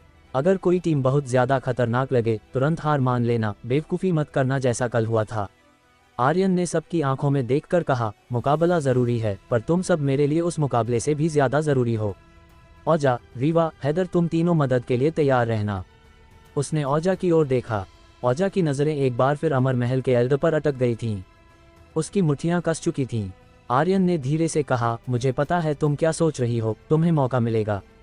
उसी वक्त अमर महल के सभी 8 एल्डर मंच पर बैठ चुके थे। उनमें से एक बोला, चलो अब मुकाबला शुरू करो, वक्त बर्बाद मत करो। साथ ही केरिम भी खड़ा हो गया और बोला, टीम मुकाबला शुरू किया जाए। आज की प्रतियोगिता अंक प्रणाली पर आधारित है। कुल 16 टीमें होंगी और शीर्ष 4 टीमें कल के अंतिम दौर में जाएंगी। इसके बाद काले पत्थर की दीवार पर आज के मुकाबलों के नाम जगमगाने लगे। पहला मुकाबला था पागल दरिंदे टीम बनाम टीम अल्फा। घोषक ने जोर से ऐलान किया, दोनों टीमें अखाड़े में आएं। टाइगर हॉल की नंबर 1 टीम इस वर्ष की टीम रैंकिंग प्रतियोगिता में तीसरे स्थान पर रखी गई थी। ये वास्तव में एक बेहद शक्तिशाली टीम थी। आर्यन का चेहरा थोड़ा गंभीर हो गया। उसने सोचा भी नहीं था कि मुकाबलों की शुरुआत ही इतनी जबरदस्त टीम से होगी। ये उम्मीद से भी ज्यादा था। गौरांग की आंखें चमकने लगीं। वो बोला, टीम अल्फा, ये बढ़िया है, अब मजा आएगा, इनकी चटनी बनानी है बस। कहते हुए वो भारी कदमों से अखाड़े की तरफ बढ़ गया। आर्यन ने वेदिका की तरफ देखा और कहा, सुनो, अगर मुकाबला मुश्किल लगे तो हार मान लेना, जान से बढ़कर कुछ नहीं। तुम्हारी सलामती सबसे जरूरी है। असल में आर्यन खुद भी टीम के साथ लड़ना चाहता था, पर उसी वक्त पर पिल रिफाइनिंग की प्रतियोगिता भी शुरू होने वाली थी। अगर वो वहां नहीं पहुंचा तो वो हिस्सा छूट जाएगा और वो हार जाएगा। वैसे भी पिल रिफाइनिंग मुकाबला सीधा सीधा होता था, उसमें अंक नहीं मिलते या दोबारा मौका नहीं मिलता। उधर केरिम दूर खड़ा था और उसके चेहरे पर अजीब सी मुस्कान थी। उसने धीरे से कहा, आज तेरी टीम को खेल खेल में मिटा दूंगा आर्यन। टाइगर हॉल के अध्यक्ष ने भी ताना मारा, इस दुनिया का सबसे बड़ा दुख यह है कि तुम्हें अपने अपनों को मरते देखना पड़े और तुम कुछ कर ना सको। फिर दोनों जोर जोर से हंसने लगे। केरिम बोला, बुर्जुग सर्गेश्वर ने कहा है, अगर पागल दरिंदे टीम का कोई भी सदस्य मारा गया तो 10 सुप्रीम क्रिस्टल इनाम में मिलेंगे। टाइगर हॉल का अध्यक्ष बोला, तो फिर हमारी किस्मत तो चमकने वाली है भाई केरिम। दोनों फिर से हंसने लगे। पिछली प्रतियोगिता में पागल दरिंदे टीम ने टाइगर हॉल की 5वें नंबर की खूनी कंकाल टीम को बुरी तरह हराया था, इसलिए इस बार उन्होंने अपने हॉल के सबसे खतरनाक और ताकतवर योद्धा टीम अल्फा में डाल दिए थे। जब टीम अल्फा के योद्धा अखाड़े में उतरे तो उनकी देहों से इतनी भारी ऊर्जा निकल रही थी कि दर्शकों के रोंगटे खड़े हो गए। उनमें से 3 योद्धा तो सीधे स्वर्णवीर स्तर के थे। एस्फीरा और बाकी चारों साथी भी अखाड़े में उतर गए। एस्फीरा ने धीरे से कहा, सावधान रहना, ये लोग बहुत खतरनाक हैं। जैसे ही पागल दरिंदे टीम ने अखाड़े में कदम रखा, मैदान का माहौल ही बदल गया। एक नई फॉर्मेशन सक्रिय हो गई थी और इसकी ताकत पहले से कहीं ज्यादा थी। आर्यन ने उस फॉर्मेशन को देखा और समझ गया ये अब उसके बस की बात नहीं थी। उसी वक्त पिल रिफाइनिंग प्रतियोगिता की सूची आई, लेकिन उसमें आर्यन का नाम ही नहीं था। उसका चेहरा सख्त हो गया। धोखा हुआ है, उसने मन में सोचा। पीछे खड़ा केरिम फिर हंसा, क्या लगा था तुझे कि तेरा नाम पहले होगा? अब देख कैसे फंस गया। आज तुझे नहीं मार पाएंगे, लेकिन तेरा दिल जरूर तोड़ेंगे। आर्यन की आंखों में गुस्सा उभर आया। उसकी सांसें गहरी और भारी हो गईं। उसके अंदर का गुस्सा भड़क रहा था, लेकिन उसने बस इतना कहा, तेरे पास अब बस एक दिन बचा है, अच्छा से जी ले। रीवा ने चिंतित होकर पूछा, भाई वेदिका दीदी और बाकी लोग तो खतरे में नहीं हैं? औजा ने सिर हिलाया, टीम अल्फा का लीडर त्रगमोर 3रे स्तर का स्वर्णवीर है और उसकी ऊर्जा 1 महीने पहले ही 8वें स्तर तक पहुंच चुकी थी। टीम के 2 और सदस्य भी 7वें स्तर तक पहुंच चुके हैं। मुझे सच में चिंता हो रही है। ये टीम बदनाम थी, क्रूर, बेरहम और बहुत ही खतरनाक। अगर उन्होंने किसी को नुकसान पहुंचाने की ठान ली तो पीछे नहीं हटते थे। आर्यन की मुट्ठियां कस गईं। अब वो अखाड़े में हैं। अब उन्हें खुद पर भरोसा करना होगा। अब आर्यन कुछ नहीं कर सकता था, न ही वो अखाड़े में जा सकता था। अब सब कुछ उनकी मेहनत और हिम्मत पर था। पागल दरिंदे टीम के लड़ाके बदल दिए गए हैं। अरे वो छोटी लड़की कहाँ गई जिसके अंदर अग्निपंथ ब्लडलाइन थी? उसकी जगह उस मोटे को टीम में क्यों ले आए? मुझे कुछ अजीब लग रहा है। आर्यन अखाड़े में क्यों नहीं आया? हाँ यार, वो तो बहुत ताकतवर है, फिर मुकाबले में हिस्सा क्यों नहीं लिया? कहीं डर तो नहीं गया? टीम अल्फा कोई हल्की फुल्की टीम नहीं है। लगता है पागल दरिंदे टीम 1 मिनट भी नहीं टिक पाएगी। लो शुरू हो गया मुकाबला। चारों तरफ दर्शकों में चर्चा गर्म थी। सब एक ही बात कर रहे थे, पागल दरिंदे टीम कब तक टिकेगी? सभी को मालूम था कि ताकत के मामले में टीम अल्फा बहुत आगे है। ज्यादातर लोग सोच रहे थे कि पागल दरिंदे टीम बस अब खत्म होगी। टीम अल्फा के ये 5 योद्धा इतने खतरनाक थे कि उनमें से कुछ तो सप्तचक्र महाविद्यालय के मास्टरों की सूची में भी नामित हो चुके थे। उनका लीडर त्रगमोर बेहद बेरहम और खूंखार था। उसकी नज़र एस्फीरा पर पड़ी तो हल्की सी मुस्कान आ गई। धीरे से बोला, चेहरा तो बड़ा प्यारा है, अगर 2-4 जख्म और होते तो और भी अच्छा लगता। गौरांग भड़क गया, आगे बढ़कर चीखा, अबे ओ कमीने, लगता है तुझे अपनी जान प्यारी नहीं। अगर तेरा सिर नहीं उखाड़ा तो मेरा नाम बदल देना। त्रगमोर की आंखों में गुस्सा भर आया। तेरी मौत पास है। वो बिजली की तरह आगे बढ़ा। उसके हाथों में स्वर्णवीर स्तर की शक्तियां समाई हुई थी। गौरांग कुछ समझ पाता उससे पहले ही एक जोरदार घूंसा उसके सीने पर पड़ा। धड़ाम। गौरांग का भारी शरीर 10 मीटर दूर उछलकर फॉर्मेशन से टकराया और जमीन पर गिर पड़ा। पूरा मैदान ठहाकों से गूंज उठा। हा हा हा हा, अरे एक ही मुक्के में उड़ गया। ये मोटा यहाँ क्या करने आया है? हंसी उड़वाने। एक बार भी नहीं झेल सका और टीम में हिस्सा लिया है। लगता है पागल दरिंदे टीम के पास अब कोई बचा ही नहीं था। खेल खत्म, अब पागल दरिंदे टीम की हार पक्की है। त्रगमोर ने जमीन पर पड़े गौरांग को देखा और तिरस्कार से कहा, एक भी वार नहीं झेल सका। टीम अल्फा के बाकी लोग भी जोर जोर से हंसने लगे। इस मोटे को देखो, इसे घर भेजो गोबर उठाने। एस्फीरा को चिंता हो गई। उसे गौरांग की असली शक्तियों का अंदाजा नहीं था, लेकिन एक ही वार में ऐसे उड़ जाना ये उसकी समझ से बाहर था। अगर ये हाल है तो हम लोग कैसे रोकेंगे इस टीम को? वो सोचने लगी। आर्यन की बनाई हुई रणनीति भी अब बेकार लग रही थी। लेकिन तभी जब सब उसका मजाक उड़ा रहे थे, गौरांग उठ खड़ा हुआ। उसने अपने कपड़ों से धूल झाड़ी, कमर सीधी की और मुस्कराते हुए बोला, बस इतना ही। बहुत कमजोर निकला तू। एक पल में शोर थम गया। दर्शकों को जैसे सांप सूंघ गया हो। गौरांग धीरे धीरे आगे बढ़ा। उसकी चाल में एक अजीब सा घमंड था। उसके शरीर पर एक भी घाव नहीं था। वो इंसान नहीं, कोई राक्षस लग रहा था। उसने त्रगमोर की आंखों में आंखें डालकर कहा, मैं सोच रहा था कि टीम अल्फा बहुत खतरनाक होगी, मगर तुम लोग तो गली के आवारा कुत्तों से भी गए बीते निकले। त्रगमोर का गुस्सा 7वें आसमान पर पहुंच गया। अब तू नहीं बचेगा। गौरांग हंसा, बचने कौन आया है? आ काट खा मुझे। अगर दम है तो 5 के 5 आ जाओ एक साथ। उसने उंगली उठाकर पूरी टीम अल्फा की ओर इशारा किया, 5 जंगली कुत्ते आओ काटो मुझे। वो सच में पागल लग रहा था। दूर खड़ा आर्यन हल्का सा मुस्कुराया, गौरांग का ये घमंड कोई नहीं हटा सकता। दर्शक फिर से शोर मचाने लगे। क्या ये सच में पागल है? अभी अभी तो उड़ा था, अब पूरी टीम को ललकार रहा है। क्या इसे लगता है कि इसके पास बिल्ली की तरह 9 जाने हैं? त्रगमोर गुस्से से कांपने लगा। जो मेरे सामने घमंड करता है वो जिंदा नहीं बचता। उसके शरीर से किसी जानवर जैसी आवाज निकली। घर उसकी दोनों बाजुएं फटने लगी और उसके अंदर की डीमन बीस्ट शक्ति पूरे जोर से बाहर आने लगी। वो एक ही छलांग में गौरांग की तरफ बढ़ा, जैसे कोई गोला सीधा निशाने पर जा रहा हो। धड़ाम, मुक्का सीधे गौरांग के सीने पर लगा और उसकी ताकत के झटके से हवा तक में कंपन पैदा हो गया। शक्ति की रेखाएं तक खुली आंखों से दिख रही थी। गौरांग का भारी शरीर एक बार फिर से उछल गया और फॉर्मेशन से टकराया। त्रगमोर ने मुट्ठियां कस लीं और ठंडी मुस्कान के साथ बोला, मर गया साला। मैदान की भीड़ जैसे सांसें रोक कर बैठ गई। सबको लगा कि अब गौरांग का काम तमाम हो गया। कोई भी इतनी जोर की मार झेल कर जिंदा नहीं बच सकता था। पर तभी गौरांग धीरे धीरे जमीन से उठा। उसने अपने कपड़े झाड़े, कमर सीधी की और नाक चढ़ाकर बोला, बस इतना था। मुझे तो लगा किसी ने पीठ खुजाई हो। बड़ा कमजोर वार था रे तेरा। पूरा मैदान सन था। फिर अचानक शोर मच गया। ये बंदा क्या चीज़ है? इसके शरीर पर ज़रूर कोई खास दिव्य कवच है, वरना इतना जोर का वार झेल पाना नामुमकिन है। हाँ, वरना इतनी भयानक चोट सहना संभव नहीं। उधर त्रगमोर भी हैरान था। वो भी यही सोच रहा था। अगर गौरांग के पास कोई दिव्य कवच ना होता तो यहाँ तक कि स्वर्णवीर स्तर का योद्धा भी उसके हमले से बच नहीं पाता। उसने गौरांग की ओर देखा और पूछा, तेरे पास कोई दिव्य कवच है क्या? तभी बच गया। गौरांग ने नाक से चट की आवाज़ निकाली और फिर गुस्से में अपनी कमीज एक झटके में फाड़ दी। उसका पेट एकदम बाहर आ गया, जैसे 10 महीने का बच्चा लिए घूम रहा हो। अब हर कोई समझ गया था कि उसके पास कोई भी कवच नहीं है। वो तो वाकई अपने शरीर से ही ये सब सह रहा था। त्रगमोर की आंखों में गुस्सा उतर आया। अब देखता हूँ तू कितनी बार और झेलता है। उसने अपनी बाजुओं की आस्तीनें फाड़ दी। मांसपेशियों से उसकी नसें ऐसे निकल आई जैसे किसी जानवर की। फिर वो एक ही छलांग में गौरांग के पास पहुंच गया।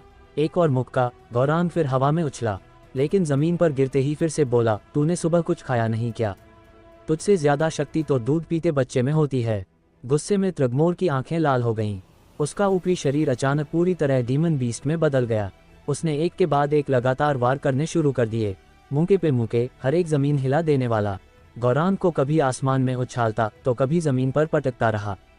5 मिनट तक यही चलता रहा और अंत में हौंकता हुआ त्रगमोर जमीन पर पड़ा गौरांग की ओर देखकर चिल्लाया, अब तो मर जा साले।